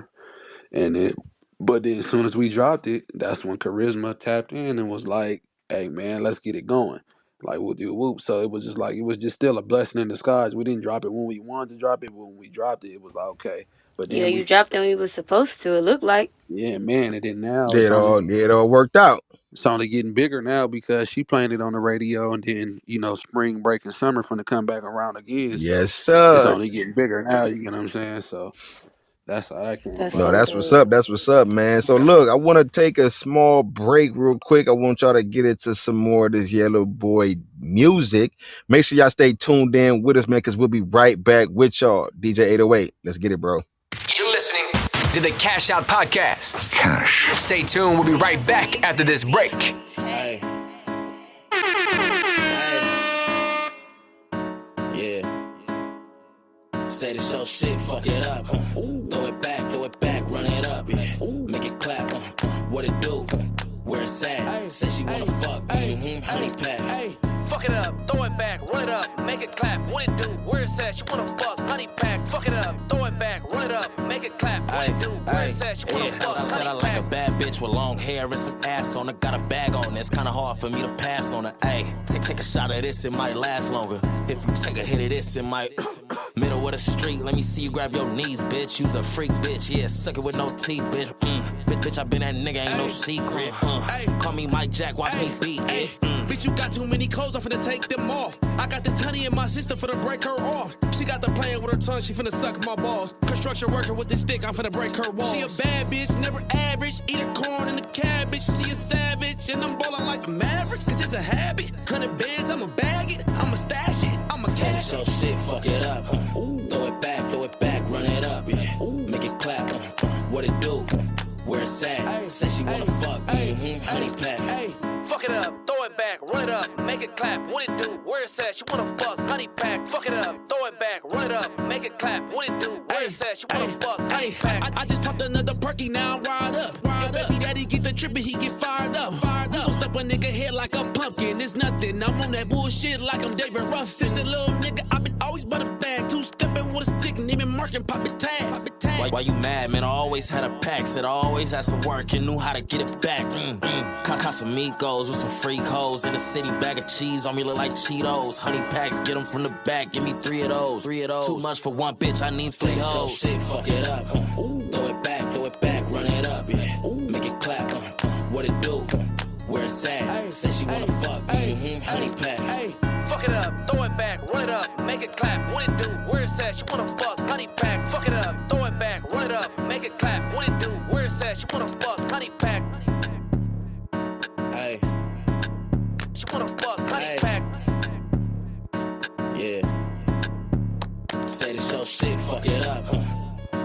Yeah. Say this your shit, fuck it up. Say this your shit, fuck it up. Hey. Say this your shit, fuck it up. Hey, welcome back to the Cash Out Podcast. Get it. What's the deal? What's the deal? Welcome back to the Cash Out Podcast. Again, I am your host, Clavon. And it's your girl, Carnasia J. And that was my brother DJ 808 on the ones and twos. And today again, man, I'm telling y'all, we got him in the building, the king of ratchet music, my boy YELLABOI, the dude, man. You dig? Y'all better put some respect on his name, man. Okay. So you've been getting a lot of radio play. I heard where the party at on 93.5 K-Day with Chuck Dizzle. How did you feel when you first heard your song on the radio for the first time? It was crazy because like I said, she had hit me up, and it took me like 2 or 3 days to get everything to her. So she literally hit me up like the day, like probably like the evening, and was like, your song is getting played on Part 106 tonight at Wooty Woot time. So it was like shit, it was like a dream come true, because it's like I'm thinking she just really I'm thinking she asking me for like the clean version and stuff like that, just to go and play at events and stuff like that. But then she hit me the day of and was like, hey, your song will get played tonight on Part 106, 9 p.m. Tune in. I'm like, oh shit. Like, damn, like, it's people that dream that get played on Part 106 just like I did. I'm like, this can't be. I'm thinking this she playing. So Right. I get to telling everybody, kind of like posting about it, sending it to people like, damn, we finna get played on Part 106. Like, and she really played it. I was on my way to I'm trying to see where I was at. I was at the house, and I went and I went and picked my girl up, and then I hurry up and picked her up, and then turned to Part 106. And then, like, I'm like, my stomach starts feeling like, you know what I'm saying? Like, like that happy feeling, like, damn, like nervous, but like, I'm not really like a nervous person, but like, getting played on Part 106, like, damn, like, It's like a she little crazy. anxious feeling. Yeah, like anxious. So I'm like, I Yeah. get in the car, we on the way to get some food. I forgot where we at when. and then we got on the freeway, and then she was mixing the song, and then I heard like my sample of my song coming. I'm like, dang, she really finna play it. Like, so I went on live on Instagram, start talking shit, you know what I'm saying, recording and shit. Like, dang, like Mm-hmm. really on the radio. Like, it really, I was excited, but it really felt like an unreal feeling. Like, dang, that's me on problem. Like I was listening to myself, like kind of like as a fan, like another person. Like, That's tight. but then at the same time, I'm like, this is me. I'm like, damn, I felt like I was dreaming or something. Like, damn, I'm getting really DJ Charisma really playing me on Power 106 right now. It was just, and then she just kept hitting me like every shot at like, you getting played. We playing, you playing, you playing, you playing. So I was all the way in fucking Palm Springs. Palm Springs, you can't all the way hear it. Oh, word. You know what I'm saying? You can't all the way hear it. So I went and downloaded the motherfucking Oh, app I see. and was listening from there in the app. So I'm like, oh dang, she really hitting me up out of nowhere, telling me the times and Wow. So it more so all. came to you. Yeah, it was more along. It came to me. I always been the type of person, and I think that was kind of like because of the good relationships that we was already kind of like gaining, and I'm seeing her showing her respect, and she know the records and stuff like that, and then I dropped that song. I'm glad that I dropped that song at that time because that made her reach out. She was like singing that song with that sample with the jagged edge, Did and it she was just ever ask you, or did she ever tell you like how she found you? Like when she was already playing you before um y'all met, right? yeah, she was already because charisma. Like I said, she had her and she has a whole team in herself. She's a team in herself, so she already be she already know what's cracking in the city. That's the one thing about charisma Mm-hmm. because she pays attention. She has a team. Um, she knows what's getting played. She pays attention to getting played. So I think you know what? Actually, I knew she had my music one time because I had went to what is that not it's Crazy Bone Bone Thugs and Harmony. Went to a Bone Thugs and Harmony concert in like the OC. And Mm. I knew she had the music because when I was there, she was DJing and she ended up playing my song out of nowhere, but she was far away and then I couldn't get to her. But I'm like, oh damn, she really do got my song. So I Right. How did you feel in that moment? You were like, wait a minute, I know Oh, that guy. yeah. I was like, damn, that's crazy. I'm at a Bone Thugs and Harmony concert, and she, show, and she playing me. So that made me tap in with her on the gram, and then I started introducing myself even more. Like, hey, them songs that you be playing, that's me. That's me. So she started following up and seeing me perform these actual songs that she was already playing, and then that made her connect with me more. Like, oh dang, like I've been playing him this whole time, and you know, bam, like, oh, that is really him. So then, Right. after that, it's just like we was gradually like building a relationship, and then after that, where the party at, man, I started linking up with her, talking to her, calling her, text her. Well, I feel like I've been knowing her my whole life, but I've been following her career since like 2011, 12, when she had already been doing this with other people that had already made it. You get what I'm Mm-hmm. saying? Like I said, the YGs, the all the different people that had made it from the LA area and stuff like that. So it was just crazy to see all them times that I was in the garage looking like, dang, I want that charisma cosign or stuff Right. like that. That's something that I felt like I needed at the time, but I wasn't even a solo artist at the time. So now that I'm a solo artist and I already been doing this for a few years by myself, now Mm-hmm. God blessing me with it. So it was a point. I ain't gonna lie. It was one time she didn't even tell me that she was gonna play me one day, and then I had a show. I had performed for Crenshaw reunion, Crenshaw High reunion, 10-year reunion, I and saw that. Yep. I get yeah, I get in the car.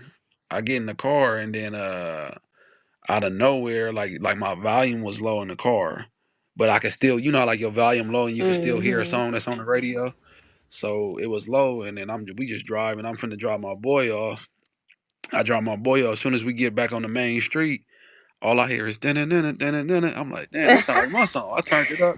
I'm like, oh shit. So she like actually got me in the mix, like, you know what I'm saying, like this is getting played damn near Yeah, all the like time. So I'm Clavon like, said, it's in rotation.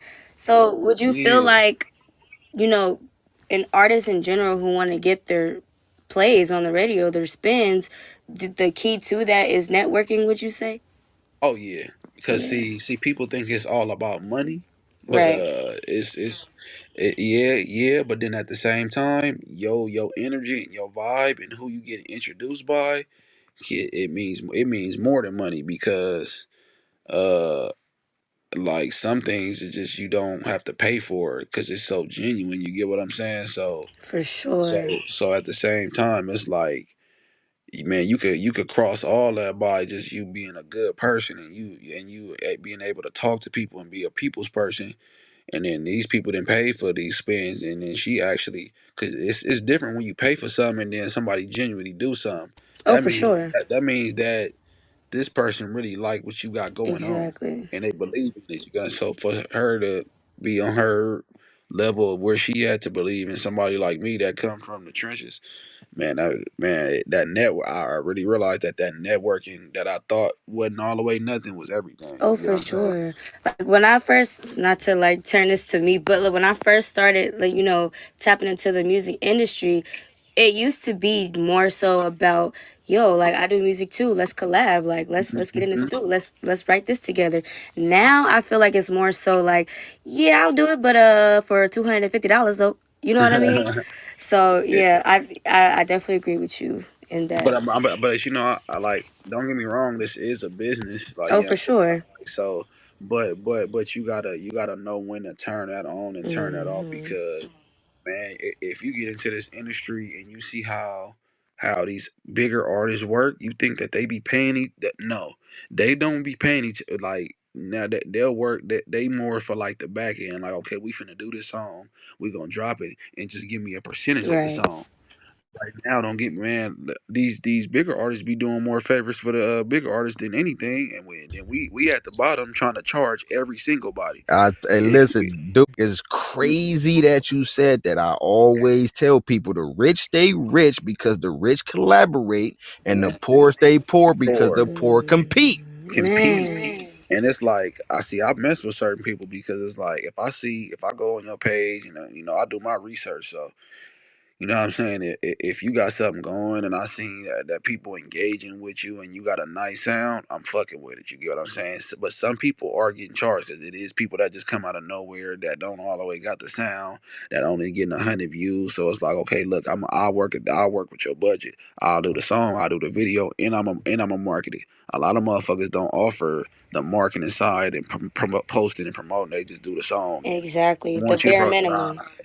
fuck all that. If you spending your money with me right now in my career, I'm a damn near probably pop off of the video and I'm a promote it because at the end of the day, what if this song go viral, and then you get what I'm saying? So it's like, and then what if this is the next person that's gonna blow up? Right. You get what I'm saying? You can't do people like that because it's You like never know. this person might blow up more than you, and you never know. You got to be careful how you treat people Just because at the please end say of the that. day, Please say man, that for the man, people in the back.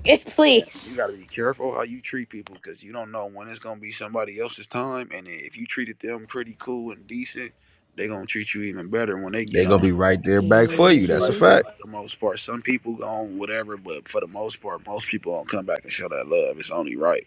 You know what I'm saying? So For sure. Well, yeah. speaking of pay, I saw that you have invested your money into merchandise. Do you think that it's important for artists to have, merchandise on the side, or you think they could just do without? You could do it without, but it is smart to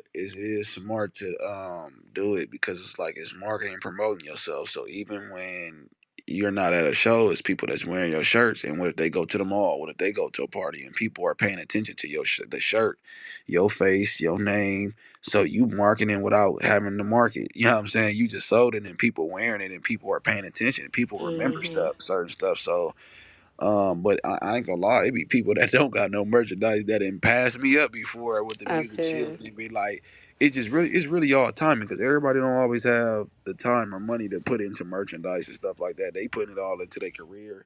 so they can get a hit song or be, you know what I'm saying. But eventually, you always got to come back with some type of product because you are a brand.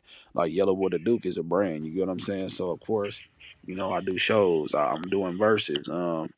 I'm popping out. I'm now I'm finna start getting into the merch thing, you know, trial runs and stuff like that. Eventually I'm gonna have to go bigger than that and be like, okay, I got shirts and this, that, and the third, or let me come out with a alcohol, or you know what I'm saying, or you know, a sponsor with my name on it, with a cognac or something. You Mm-hmm. be at all places at all times without being there. You know what I'm For saying? sure. For No, that's a sure. big fact. That's a big fact. So look, man, I seen you at a video shoot with King Sid, man, which is a big artist instead as well.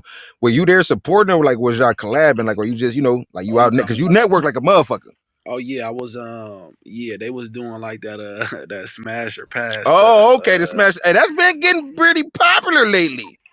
Yeah, so it was like I just kind of did it for like fun and promotion and marketing, just to get in that YouTube lane. And you know, I am an artist, so that's gonna help promote who I am as an artist, and my name and my image. So we was actually doing like some smash or pass type of little thing, just some funny shit for some content for some funny, you know, entertaining stuff. I was So about to say, ooh, what your girlfriend say? yeah, we ain't gonna talk about that. Look, hey, look, don't We get don't that, gotta talk don't get about that bit it. beat up, don't get that bit beat up. Hey, listen, man, it's But work, man. well, you know, right now with I'm kind of a free agent right now. You know, going through, you know, some things right Oh, that's now, why but he we gonna dropped get it that where right. your party Hey, at. Hey, say that. where the party at? Not where the Oh, party at. now it made sense, Yeah, man. Oh my gosh. but hell yeah, it's just but more along like what a lot of people got to realize though, and I start even like I said after 2019, 2020, I start really moving like a business, right? So a lot of things with like you being in relationships with like people and stuff like that, and then you going out, I really look at this as like my business. So I don't really put a lot of feelings into like if like just say if I had a girlfriend and she went and did that, I wouldn't get mad because I know what it's for. It ain't real. All this stuff is not real. Exactly. It's not if my girl wanted to be a model, I can't be mad that, you know, she's in pictures with dudes and stuff like that because I know she loved me, and if she ain't giving me no signs that she doing anything, it's because really it's like you playing in the movie. It's like you kind of like playing in a movie. Like everything in the movie is not real, so it's like it's acting. Right. You know, But it's a keep it job. real, though. Yeah, like your girl was an actor, right? And she got a sex scene, and I'm talking about he gripping Oh, ass. Bro, I don't think, Oh yeah, honestly, I'm a. I I don't see. think I you can do like, it. I'm I, not fucking with no actress, bro. oh, I'm cool. oh yeah, I'm gonna be jealous as a motherfucker, but no, hell no, like I can't do that. But this see what's going. Well, see what it will see. But what will make it at ease is okay. When you get that When you bag, you better give me bring some of that the bag. Yeah, but when you, because it's like because I wanna know that this is the only reason why you doing this or doing this little acting shit for because of course sure. you want to be an actor and you doing the bag, so that will make me feel better Yeah. if you come back and bring that Look, you bag got a back you got home a and buy you got put, put that 200,000. put it in my Give me put 50. yeah, give me 50 and I can forget. You know, if it's business, I can understand that. That's the thing. I can understand business. Now, if you just out here doing shit just to do shit, that's what I ain't feeling. But if you For doing shit with sure. a purpose and an actual purpose, and we know what this is, then I could deal with it. But all that, yeah, Now that all be that shit, yeah. and then I ain't benefiting from nothing. You know, we just out here. We not because cause some of them scenes be real, but the niggas butt Nigga. asshole I be naked like, bro, sometimes. ain't no. So I said, what they do? Tape a nigga dick to his asshole? cause best believe, yeah, let me get in one of these movies, and then the female bad as a motherfucker, and we gotta do some naked and He said, I'm kissy finna scene charge, shit. man. Some shit might My slip over nigga the top going of in that for the I'm motherfucker. yeah, weak. my nigga going in for the gusto. He ain't playing. He just Oh yeah, I'm my god. finna Right, cause they nigga go gonna get cut. Like, nigga, oh My man, I didn't cut. know. nigga, nigga gonna, and then you know it's easy for men to get horny, so it's Right. like nigga, like I'm just have to buy my girl something and something real OMG. big and stuff I like that. can't Just all right, stand look. this nigga, Oh my god. man. So no, We get look, to clip man, that. look. I see you Clip that. tapped in with John Mack, man. You feel what I'm saying for the classified tours. You were speaking on them earlier and stuff like that, man. Like, did y'all know each other prior to that event, or did y'all meet that day? Like, how did that? How did you end up Um, getting up with John Mack? I met I met with John Mack. That's crazy. I didn't even know. I knew his song before I knew who he was and what he looked like. So I was already hearing it. I was hearing it like a week before I met him, all on TikTok, right? So I met him at Dorsey High School. We was performing at Dorsey High School. And I walked into the artist room where the artist had to sit down, and then I seen him with a Easy Compton shirt on. You know, he from the Bay, but he had an Easy Compton shirt on. So, you know, when I introduced myself, I'm like, hey, you know that, you know, Easy, he from my neighborhood, he from my background, like where I'm from Compton. So I was like, what's your name? He was like, John Mack. I go by YELLABOI the Duke. Whoop, whoop. Yeah, I'm a performer. Whoop, whoop. I didn't even know who he was until when he performed and I heard the song. I was like, oh, I heard this song, and they was going crazy. So me and him kind of connected, just like, oh, you an artist, I'm an artist. We in the artist room waiting to perform. Boom. And then of course, like I said, he had a Easy E Compton shirt on. So you know, I'm from Compton. So you know, when I see shit like that, you know, I show appreciation. Gotta Like, go you know what introduce I'm saying? yourself. Yeah, you gotta. Got Yeah, got what's up, man? Yeah, for yeah, sure. with the whoop. I'm from Compton. I'm from where Easy E like hit the exact neighborhood. So it's like, you know, I show love from that. And then when he went and performed at Dorsey High School, after I did, I was like, oh damn, that's crazy. Man, I didn't know. I knew the song, but I didn't know what he looked like. So then after that, we did we did that school, and then we shot out. I think we did like another school. I forgot what school we did after that, but then we went on tour out there in Sacramento. So we was all on tour. Classified took us out to Sacramento to go on tour too. And see that's where I'm missing it right there. My bad. Lawndale High School was lit, but when I went to Sacramento, they went crazy. Oh yeah, I seen them posts you had. I said, man, these Yeah, school tours is it, man. yeah, Oh, and for sure. that was my first time going that far to perform at a high school. You know, Sacramento is like 5, 6 hours away, so that you know, so I go out there, and then John Mack he performing. Of course, he from out there. Well, he really from Oakland. That's about an hour away from Sacramento.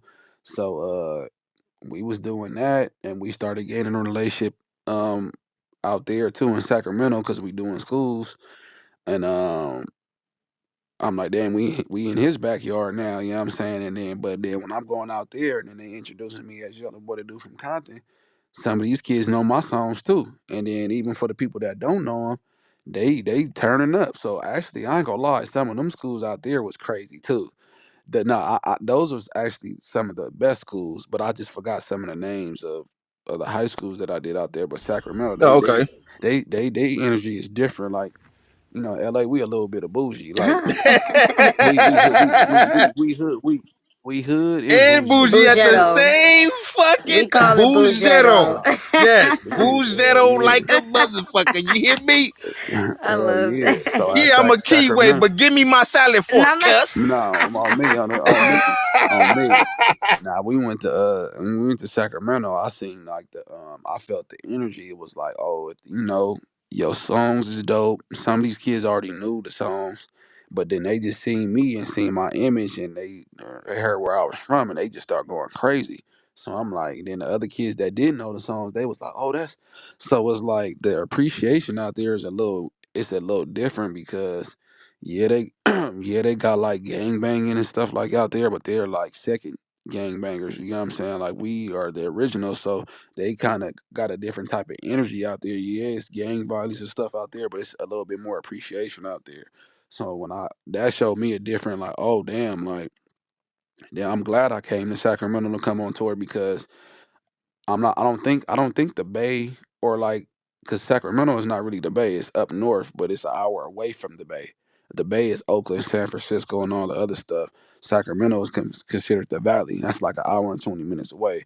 I don't think that a lot of schools out there in Sacramento or the Bay Area, Oakland, or none of that gets that type of stuff at lunchtime, like how LA does. You get what I'm saying? LA County, we get this a lot. You get what I'm saying? So we go out there Mhm. where area where they don't really get a lot of that type of stuff. They appreciate it just as much as or more than out here. Out here, LA, we get that a lot. You know what I'm saying? But we went out there. That energy was different, bro. Yeah, they say no, he coming from out the way. We got to show Yeah, up. they yeah on me. They going crazy. So it's like a lot of places don't get a lot of stuff that LA get. So when they see it, they appreciate it a little bit more at Oh, times. for sure. You had mentioned a little bit earlier about the Easy E shirt, right?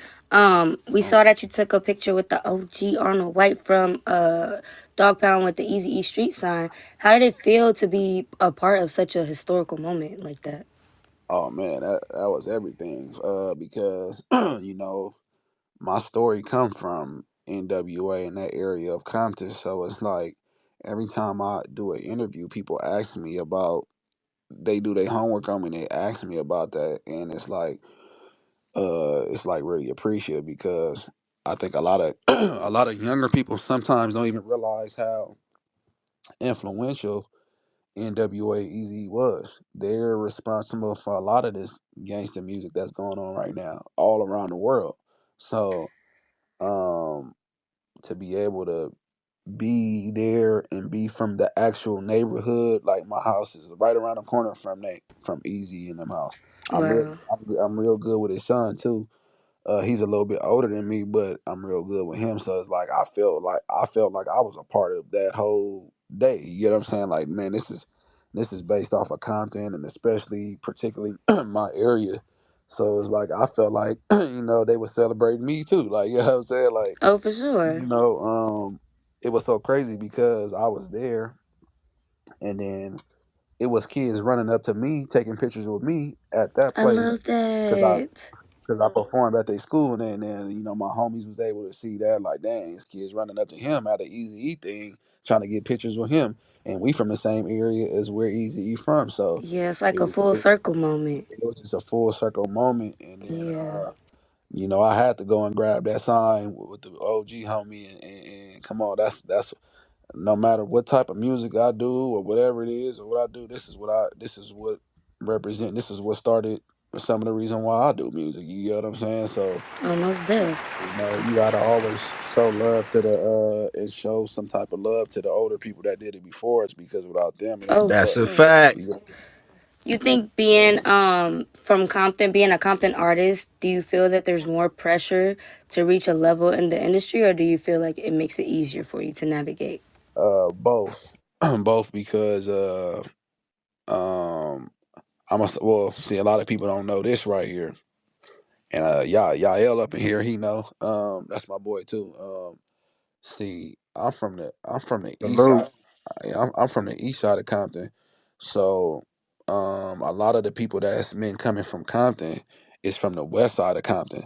Like of course, like the DJ Quicks. You can even name the MCAs back in the day, from Game to AD to AV to who else? Roddy Rich, YG, all these Kendrick Lamar, a lot more people that are Problem, all these other people that's been influential in the game from Compton, they all from the west side of Compton. Compton is Hmm. Compton, but it's two sides to Compton. It's the west side and the east side. It's the main street that's separated. I think it's what Willowbrook or something like that. The east side and the west side.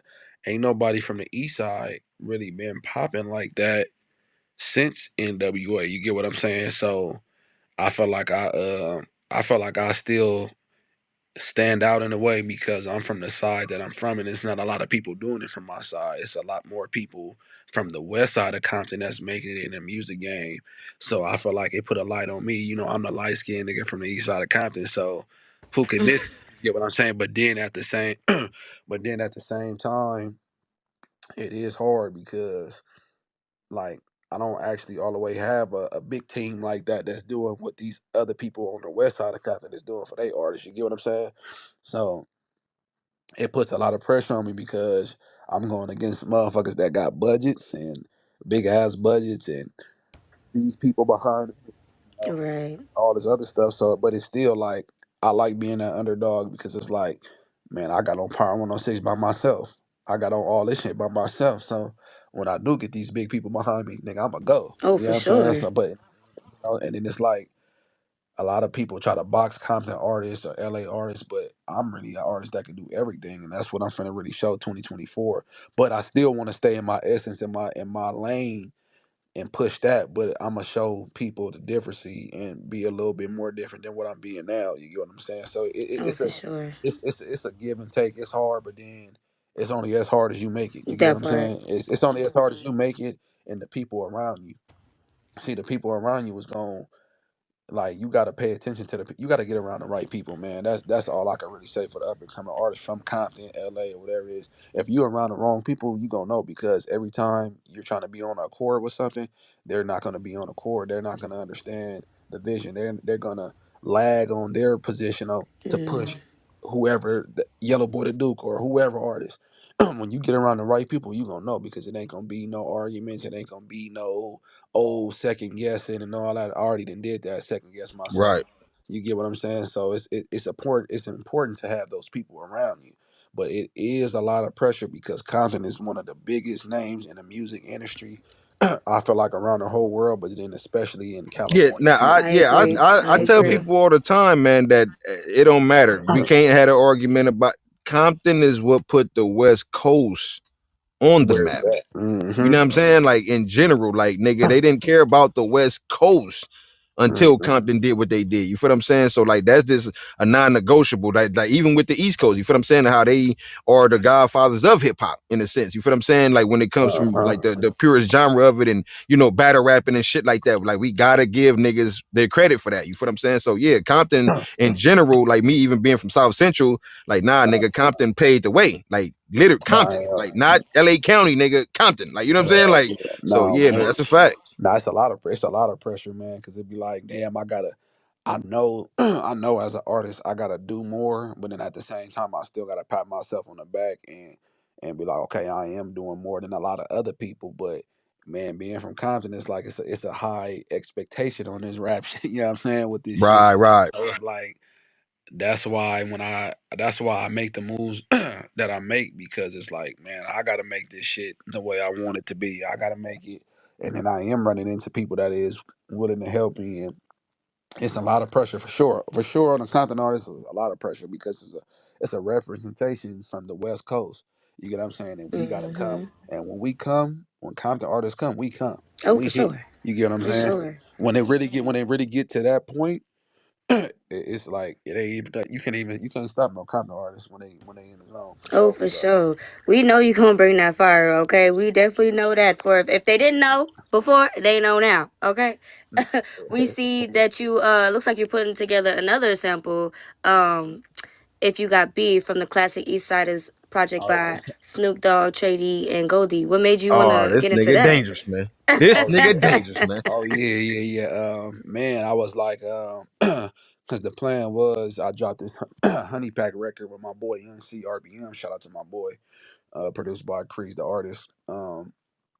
We kind of just threw that out there, just to kind of like we can promote that for the rest of the year, and we know that's gonna go viral because the sound it's like a LA, it's like a LA but Detroit type of sound, if that makes sense. Mm-hmm. And then but what made me what made me come up with that Who Got Beef song, I was like, man, like, a nigga can't see, we gotta stay in the essence of this West Coast shit, but still make it to a twist to where other people can deal with it.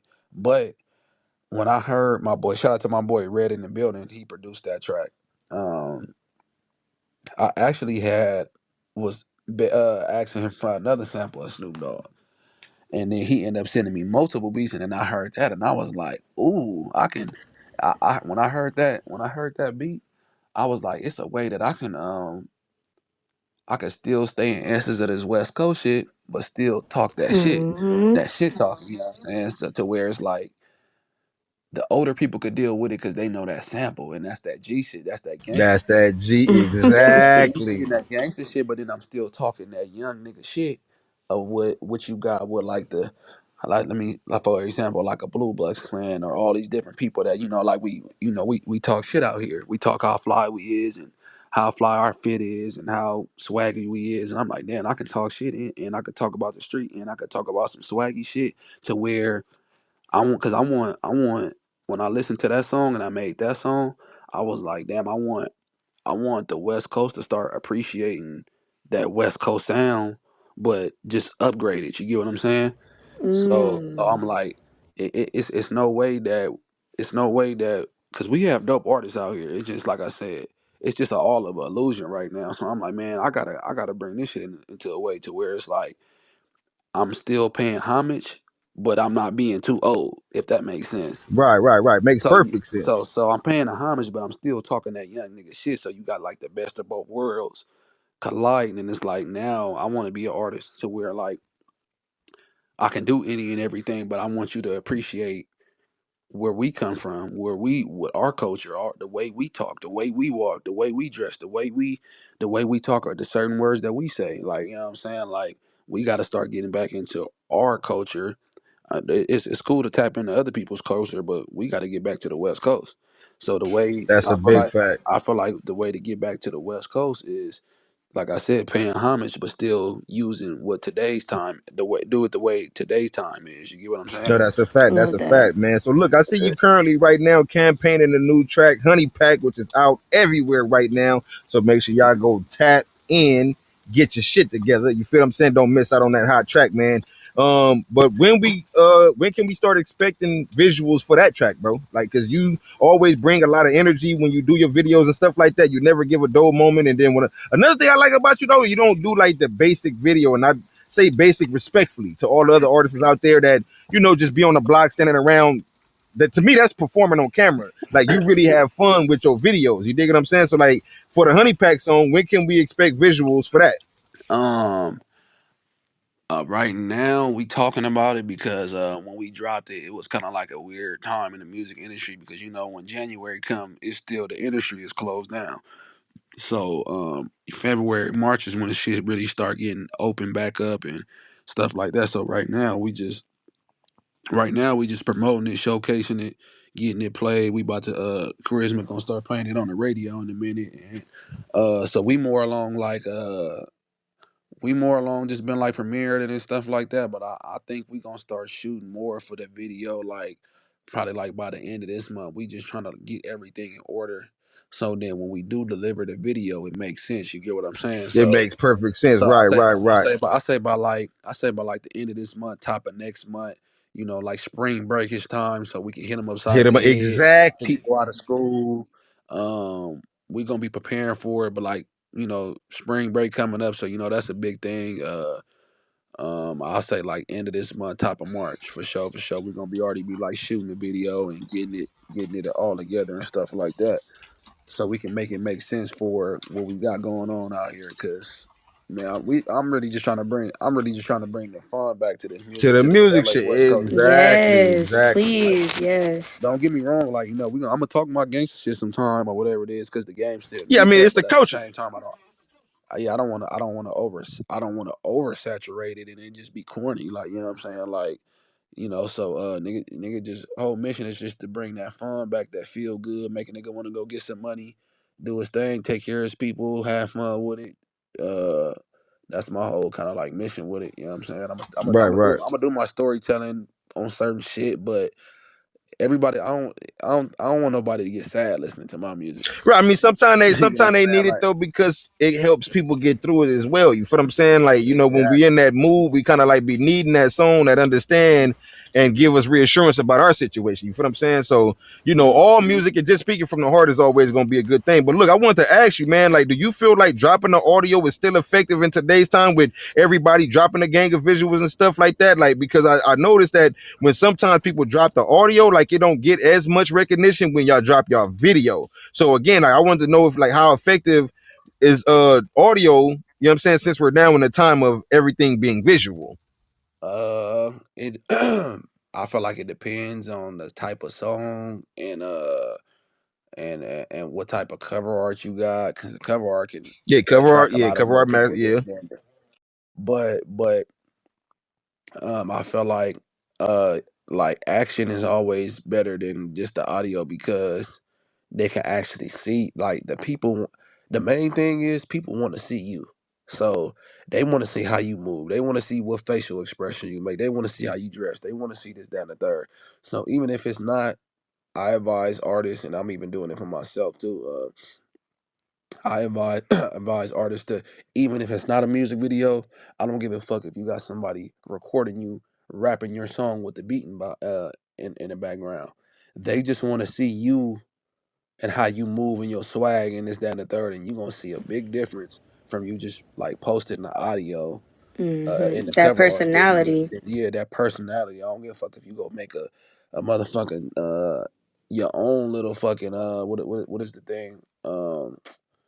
What's the TikTok? If you go make your own TikTok video just doing some funny shit to your song and or rapping your song, that's gonna be way more effective because they're actually seeing you. You gotta think about it. If you cute, the females gonna fucking they gon' females listen to more nigga, females listen to music more than That's a anybody. big fact. So it's like at the end of the day, you got some type of swag about yourself. They want your people, even your own people that know you, they want to see you. You get what I'm saying? Even though they see you every fucking day, but they still want to see you. Don't nobody just want to see a cover art for 2-3 weeks. You know what I'm saying? And then no, go in the no, get somebody to record you. We got these phones, these expensive ass phones. It don't even fuck a music video. We can work on getting a music video done. Go rap your shit. Go do some funny shit. Do a skit with your song playing in the background or something. To be That's Yeah, honest, something. Yeah, nowadays you could do a music video on the on iPhone. a, that's a big man. fact too. Hey man, ain't no excuses. I gotta stop even. I'm not gonna even lie. I gotta start. But I'm not gonna lie. I got into moving strategic so much that to where I just need my shit just to be right. I But feel that. you can't always be like that because you miss you miss a gang of shots that you don't take. So it's like everything ain't gotta be perfect right now. It's that if that song is dope and that and your energy is right, man, that shit'll probably blow up before you even shoot the fucking No, video. that's a fact. You You know get what what's I'm saying? crazy? I was just talking about this yesterday, man. That kid that left, right? Let me see you do that. Nigga made that on BandLab, bro. Man, yeah, Crazy. man, come on, bro. Come on, bro. Like it's no but I ain't gonna lie, I gotta get out of that. I gotta kind of get out of that because, like I said, I be wanting shit to be just so perfect. And then I even heard him say something like that. People don't want to mess up so bad to where they don't They even it'll try to do. procrastinate. But exact. I used to So be like when you that when I don't was try younger to too. do, Yeah. and when you don't try to do it, it's like you're never gonna You're get nowhere never because you gonna don't even fucking want to do mess up. exactly, You don't never exactly. want to mess up. Just imagine you think shit just gonna mess up and shit blow up. Right. Then That's what? a Right. big Whole time fact. you didn't have this in your motherfucking archive, and then you could have been blew the fuck up. No, that's a fact. But it's just you gotta take these risks, man. Forget all this perfect shit. Forget all this, man. Just go how you No feel. You don't risk, need the no perfection. reward. I mean, I think it's There just you like life, go. right? When you come out the womb, you don't come out fucking walking and running. You gotta come out, you gotta crawl. Then You from gonna crawling, fall. you're gonna start walking. Yeah, you're gonna fall Mm-hmm. sometime, right? You're gonna Oh, fall a you few know. times, but then you're gonna get it down pack, you're gonna get your wiggle together. After you get your wiggle together, you feel what I'm saying? You're gonna take off running. You feel what I'm saying? Like, so I think it's just a natural order of life with everything we do, man. Like, don't be afraid, even with these interviews and stuff, bro. I wasn't like this. You know what I'm saying? Like, if you would have interviewed me last year around this time, you'd have been like, okay, that was cool. But you know what I'm saying? Right now, it's like, okay, no, this nigga really know how to do his homework. Like Carnasia really like know how to do her home. You know what I'm saying? Like 808 really like, okay, no, they structured in what they doing. Like this shit took practice too. You feel me? Even though it's just podcasting and we want to hear the stories of the artists and stuff like that. Like everything takes you know what I'm saying, some practicing to do, man. You gotta crawl and I lead a journey there for them to see, like, damn, he really improved on what they've been doing. You dig what I'm saying? So, Yeah, I definitely agree with that. Yeah. because it's like, damn, like if you just so perfect all the time, how they gonna see any type of growth? You know what I'm saying? Exactly. You know what I'm saying? Mm-hmm. And then I ain't gonna lie, I gotta give y'all props too, cause y'all got to asking me questions that I didn't even think y'all knew about me. You know what I'm saying? Hey, that's what we here to Y'all Hey, did see y'all some real business people, podcasters, because a lot of I didn't interview some people and they all the way didn't even know nothing about me. So I'm like, damn, what the fuck am I even here for? You're not even asking me. You just asking me about the shallow shit. Like, nah, it's you asking me. You did your homework. Y'all did your homework. Looked at other interviews, and that's the real podcasting right there. nah, I appreciate it, man. I appreciate it. And man, for again, even sure. speaking on that aspect, you dig what I'm saying? Like, being from the east side of Compton and, off the Keyway side, do you think we'll start seeing more collabs that people that like they didn't expect, like between Keyways and Don Moves? Cause I seen you on For the Culture, you know what I'm saying, with my nigga Keita Roo, you feel what I'm saying, from Pyru and shit. Mhm, I thought that was real big. I'm like, damn, that's a Compton crip of Compton Pyru. You know what I'm saying? Or a mhm, Bonton Pyru, as they would say it. You dig what I'm saying? To put some respect mhm, on their side. Like, I think mhm. that the world needs to see that, man. So do you feel like I said now? we'll start to see collaborations that is non-expected. Like, Oh yeah. Cause well, I was already. I ain't gonna lie. A lot of show, like I'm gonna say, since like 2019, 2020, I've been having a lot of shows with Dom Moves. Like, so that's how I kind of got like close with a lot of people. Cause I'm like, man, I'm having shows with them more than I'm having shows with the Keyways. So it's like, and then I already knew some of these people before they started doing music. So it just became more genuine. So like even my boy Chef Boy, he from the West Side. He a Power Roof. yeah, Chef Boy go nutty too. Yeah. Yeah, I got introduced. I kind of knew him already, but I got introduced to him through my DJ Amazing, when we made a song called Shake Something for the club. And we dropped that a few years ago, and it's still going crazy today. So, um, I was already pre-doing this already, so it just, they see that I'm connected with him. My DJ is a Power Rule from over there. So it's like it only makes sense, if I'm fucking with them, I must be good people. So then I'm gaining relationships. I already knew Wally for like the last 10 years, before he was even doing music. Um, a lot of yeah, a lot of collabs for sure. You probably wouldn't have thought that was gonna happen for sure. Like I'm gonna definitely get something in with Wally the Sensei. It's just been time and everything, But definitely I'm good with they camp, working on well, I don't even want to mention what I'm working on now. This something big. I was already kind of, if anybody listening to this and hear some artists that I mentioned, then you'll know who I'm working on getting something with right now. We're gonna keep that exclusive. I'll just tell you in a DM or something like that. Okay, man. Though. Nah, but nah, hell yeah, man. Like, cause I'm not gonna lie. I blend, like I said, I do a lot of shows with people in the red, that's from the red zone. So it's like, and they cool with me. Like, a lot of domos don't get along with Crips like that. So, but I just got a certain type of energy. I'm not no mark. I'm not no bitch. But then I'm not a motherfucker that's just gonna start unnecessary shit at the same time. Yeah, So exactly. Being extra out and shit. Right, and right, right. then I'm doing my thing. So it's like, and then I'm showing love and I'm being a people's person. So it's like, and then I'm connected with the right people. So it's like they show that love out top. We all respect each other. I be around. I get more love from the red side than the blue side, to be honest. You know what I'm saying? So Sometimes it be like that, man. On the real, man. I ain't gonna lie. And it should be crazy, but it be, that's why I'm like, I'm cool with where we at right now, especially in the California area, man, because that's been a black eye on us for a long time, man. The gang politics and shit, that we was not being able to see certain features get done because of the politics. And hmm so I think that time is dying. You dig what I'm saying? Niggas is waking up oh and being yeah, like, you know oh what, yeah. bro? We got to move past this, because we can't elevate by doing this shit. Like, we're self-destructive by doing that. You feel what I'm saying? But look, I want to open up the floor a little bit, man. Let some of my folks holler at you. You know what I'm saying? I've been having a great time here today. I'm sure they've been having a great time today, and got probably some dope questions for you and stuff like that. We got my man DJ 808 in the building. 808, man. You there with me, dog? Oh yeah, I'm here. I'm here. I'm here. Hey, Yellow Boy, the Duke, the What it King. is, what it is, man. Hey man, I'm King of comp. enjoying really this interview today, and just to keep it a whole buck with you, like I'm actually probably gonna be late for my gig doing this, but I've been enjoying listening to you and your journey, man. So I'm a fan based off of that.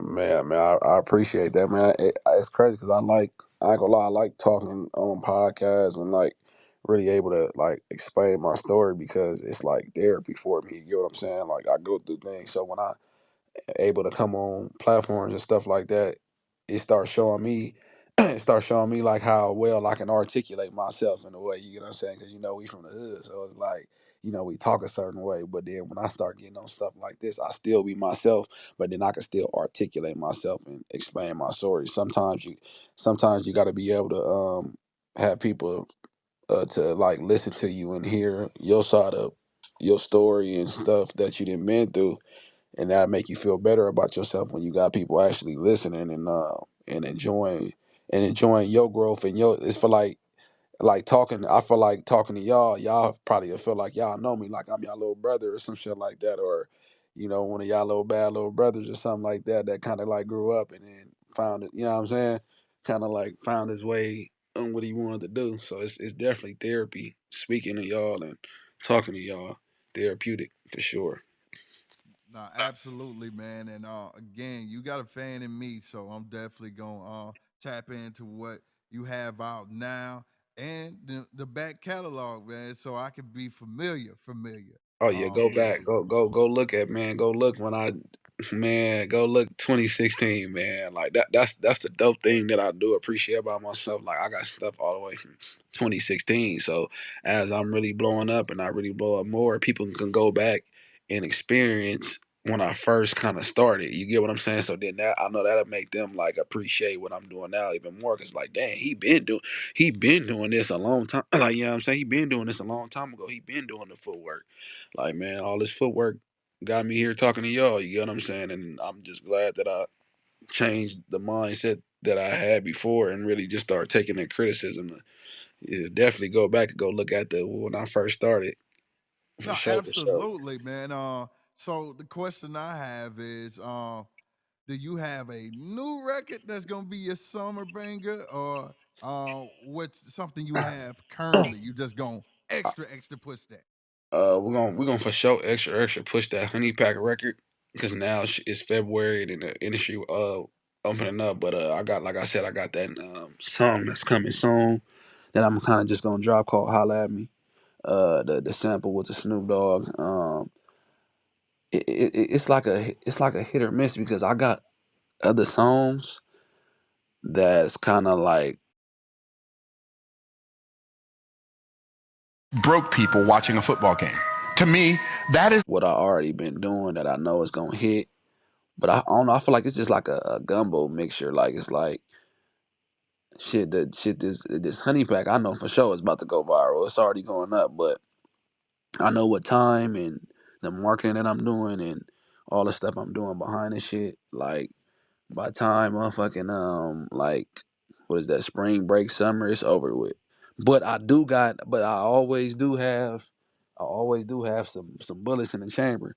So I'm finna start getting prepared to start releasing a little bit more cuz I kind of play chess with songs. Like I don't just like releasing a lot of songs all at one time. But I know that's what you kind of got to do low key, so that's what I'm about to start doing. And then I know as I start doing that, I'm gonna let the people instead of me just like trying to choose a single because everything I choose might not be all the way a single right there at that moment. You get what I'm saying? So I'm gonna That's a put a, fact. I'm gonna put out I'm gonna put like out a little EP, at least something to give like a full body of work and let the people choose. And then as the Exactly. people choose, you know that they gonna tell that the people ain't gonna lie to me. You know what I'm saying? So when they choose, then that's the one that we gonna rock with. You know what I'm saying? So I do plan on like soon really putting out a, a body of work in the next few months to make it make sense, just so I can give my core fans that been rocking with me since, like I said, 2016. Um, to now, you get what I'm saying? Like they want more music from me, and I kind of just been playing like more chess. But I have been winning from that, though. Don't get me wrong. But I be having a lot of fans in my DMs and my comments, man. When you gonna drop some more? When you gonna drop some more? But I just right now, I kind of just been bouncing around from producer to producer. My original producer is Sway on the beat, but he kind of doing a lot right now. So I was gonna ask you about that because I got a lot of producer friends, and any way that I can help, man. Again, I followed you on the gram already, so we can tap in further. But I got a lot of producer friends.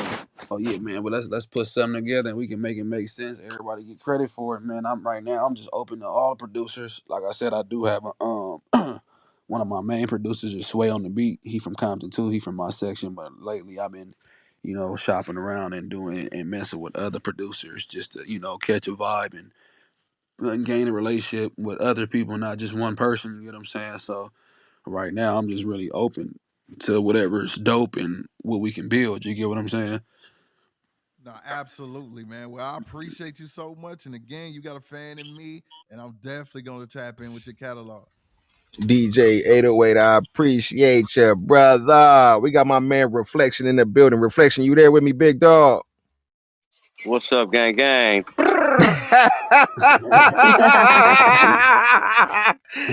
Yo, bro. I had to give it I'm to you, man. never I ready for had to that. give it to you. I'm That's my never favorite ready part. for that, bro. That is definitely my favorite part. No, that's what's up, man. You want to holler at him real quick? You got a question, anything? Yellow boy, man, salute, man. Your mind state is amazing, man. You know what I'm saying? I want to know, how did you get tailored toward the younger generation? Like, how did that happen? Being that, when rappers usually come out, they usually go for the hood and peers that, people they age. They try to catch the older group and people around their age. How did you get tailored to the youngsters? Well, because when I first started doing music, I was tailoring to the older crowd. Like what I said with my song called Eastie, that was more along for like my city or like the inner city that's like my city or like my hood and my section. And I'm like it's getting big, but it's kind of boxing me. So I'm not an artist to get boxed too much. Like even if I do make similar sounds, it's gonna still sound different. If you go listen to all, if you go listen to a lot of my songs, they might have the same substance, but you're gonna see the difference in the sound. So when I started realizing like this internet shit is going viral and who's on the internet more, I was like, oh damn, I gotta start making these club records. These club records, these young people, they be discovering before anybody damn near because they own the internet and they got more time to be on the internet more than grown people. And with the growner people that's in their 20s, 30s, 40s, or whatever it is, they not all the way receptive to uh how can I say it, like to just new stuff. Like so, the kids are always receptive to new things because it's like they always unlocking new different sounds and artists and all different type of stuff. So I'm like, man, why I'm trying to like cause I have the younger crowd, but then I do have an older crowd too. So I'm like, man, I gotta start dedicating a little bit more to the youth because the youth gonna decide what's popping and what's dope and what's what I'm saying and what's not.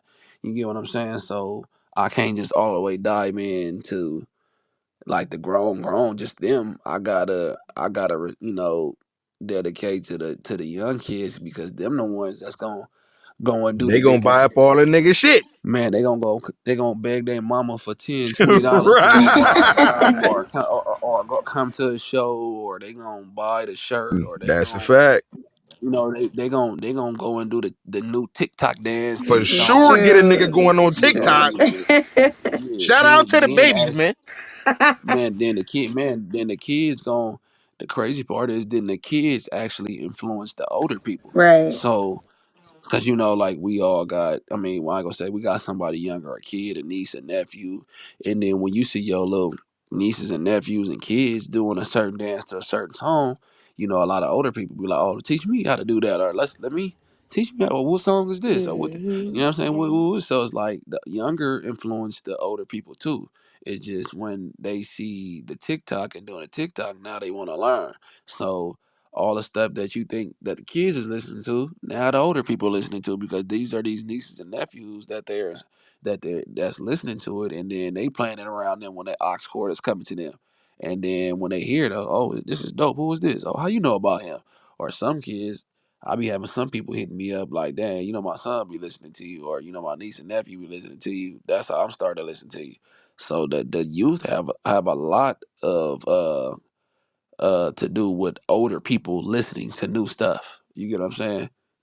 Like so Right, that's right. so that's why and then they got more time to listen to it anyway. You grown, you got job, you got this, you got that. You only got so much time to be looking for new stuff and this, that, and the third. So them the ones that's gonna politic about it all on the gram, the Facebook, all of the different little, No, that's a Snapchat. fact.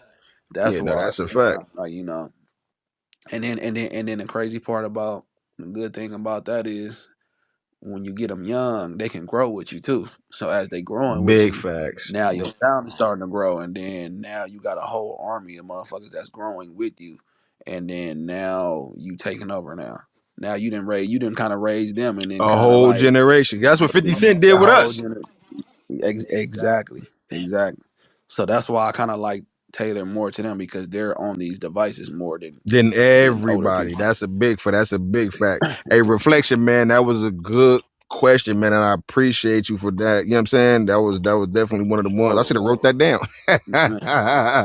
I got one more, man. One more. Because I really salute that answer. One more, though, Yellow Boy. Uh-huh. Being if your career could go the way that you want it to, right? Mm-hmm. What would you see yourself? What message would you see yourself pushing in about 5 years? Puff, puff, pass. God damn it. Puff, puff, You said what? pass. You said what method?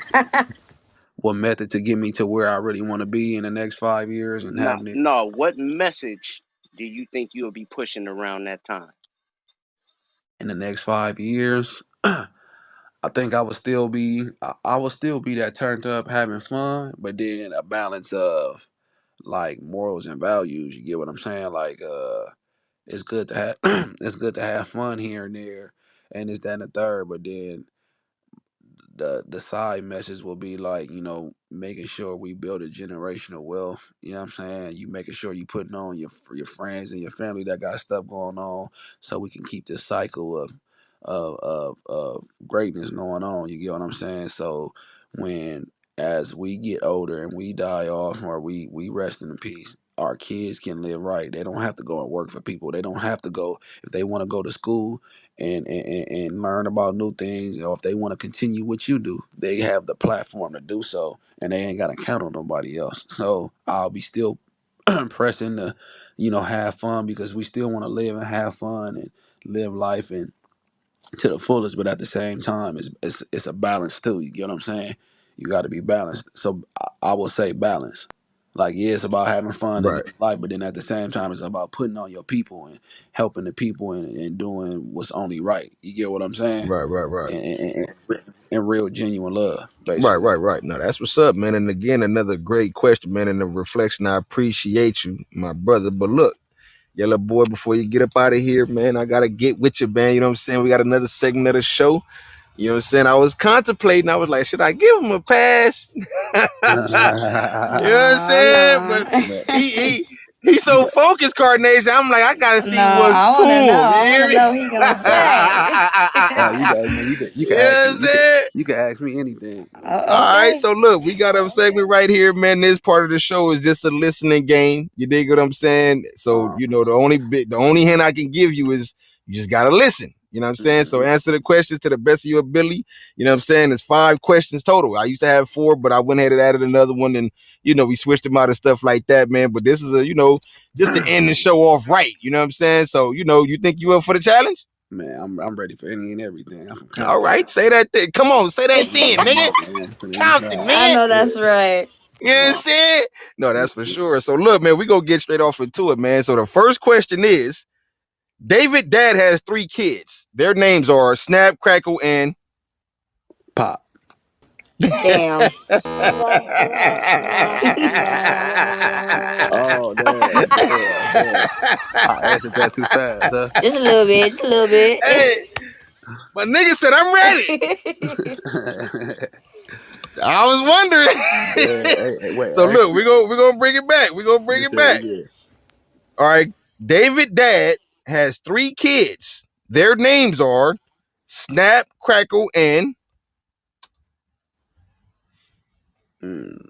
Puff? nigga thinking. I don't know.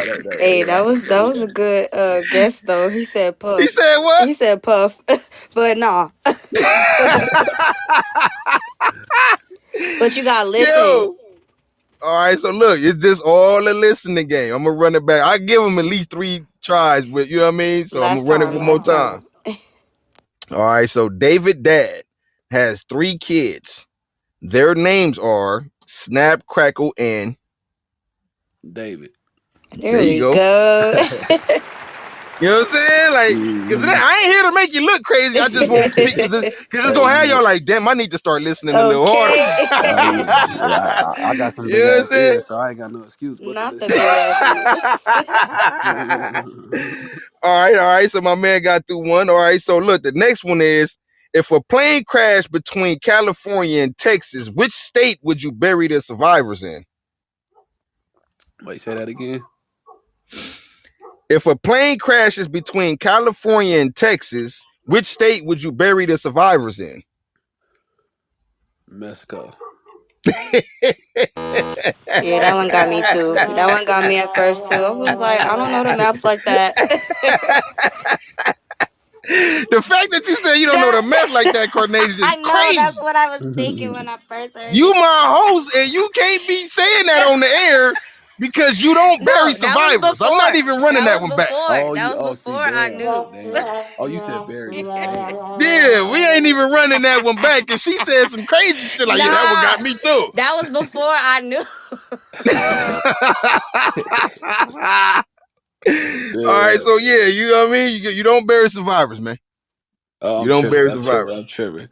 Yeah, All right, man. so the next one is, imagine being on stage performing in front of a live crowd and they start throwing tomatoes at you. What do you do to get yourself out that situation? You said imagine performing at a live crowd and they throwing tomatoes at you. What do you do to get yourself out that situation?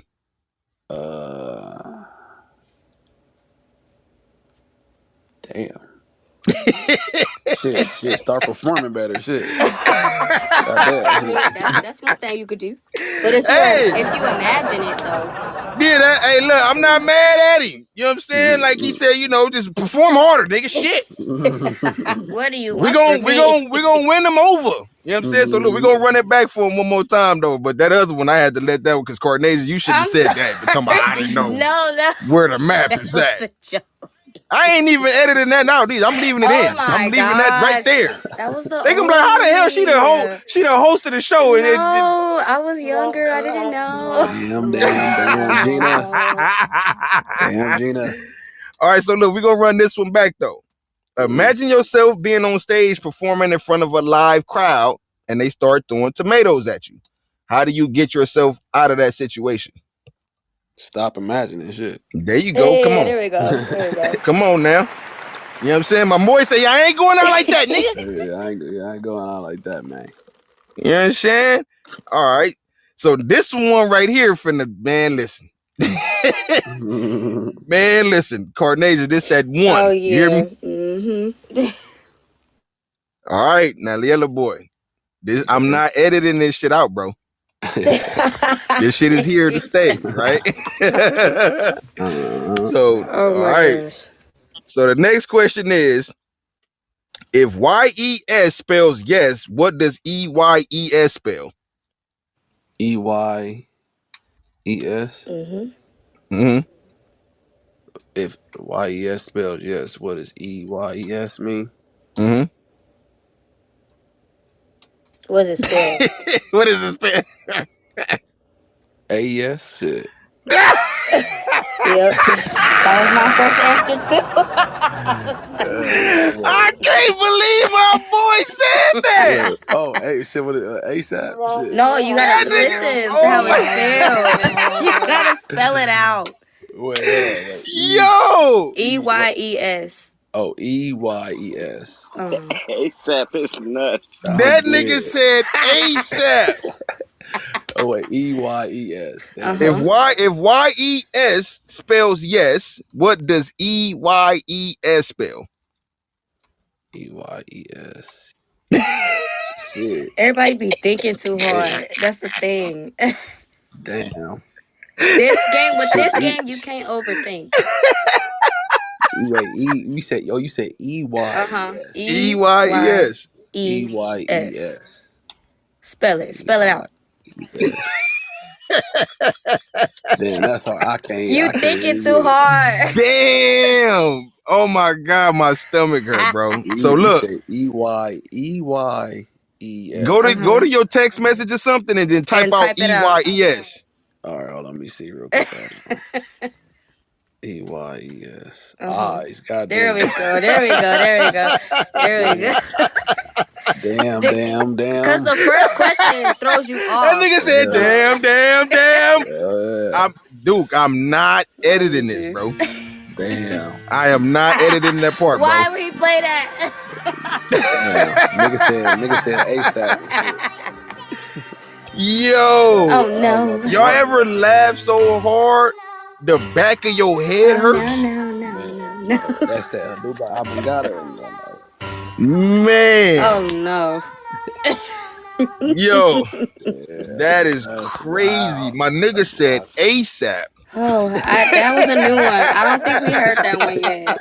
We didn't I hear don't no know A. what the fuck I was thinking. Look, it's Nigga wasn't thinking okay. at all. It was the Yo, overthinking that got you, it you was know. the overthinking on the real. All right, so That's look, crazy. man. The last one is this. You're driving the bus. There's 10 people on the bus. At the first stop, 3 people got off the bus and 1 person got on the bus. At the second stop, 2 people got off the bus and 3 people got on the bus. How old is the bus driver? Damn, you said a lot of shit. He You said, said "Get lost, Smith." you, Soon as that nigga heard numbers, he just got damn. Okay, yeah, no, I'm good. you said it's 10 people on the bus. There's 10 people. Look, I'm gonna start all the way over. You're driving a bus, right? There's 10 people on the bus. At the first stop, 3 people got off the bus and 1 person got on the bus. At the second stop, 2 people got off the bus and 3 people got on the bus. How old is the bus driver? Hey, homie, fuck the math. What's the question? Yeah, that was that. Damn, that was. I'm trying to follow the numbers. Shit, No, man. what's the question? What's the question, Clavon? How old is the bus driver? You said how old is the bus driver? Yeah. Damn, that's Not the like. Beavis and Butthead. Damn, I can't. I don't even remember all the numbers you said because.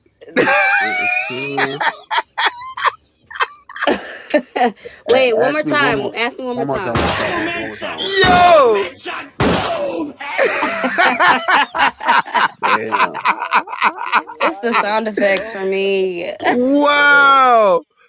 Okay, so look, we gonna do this shit one more time. Gotta One more time. listen.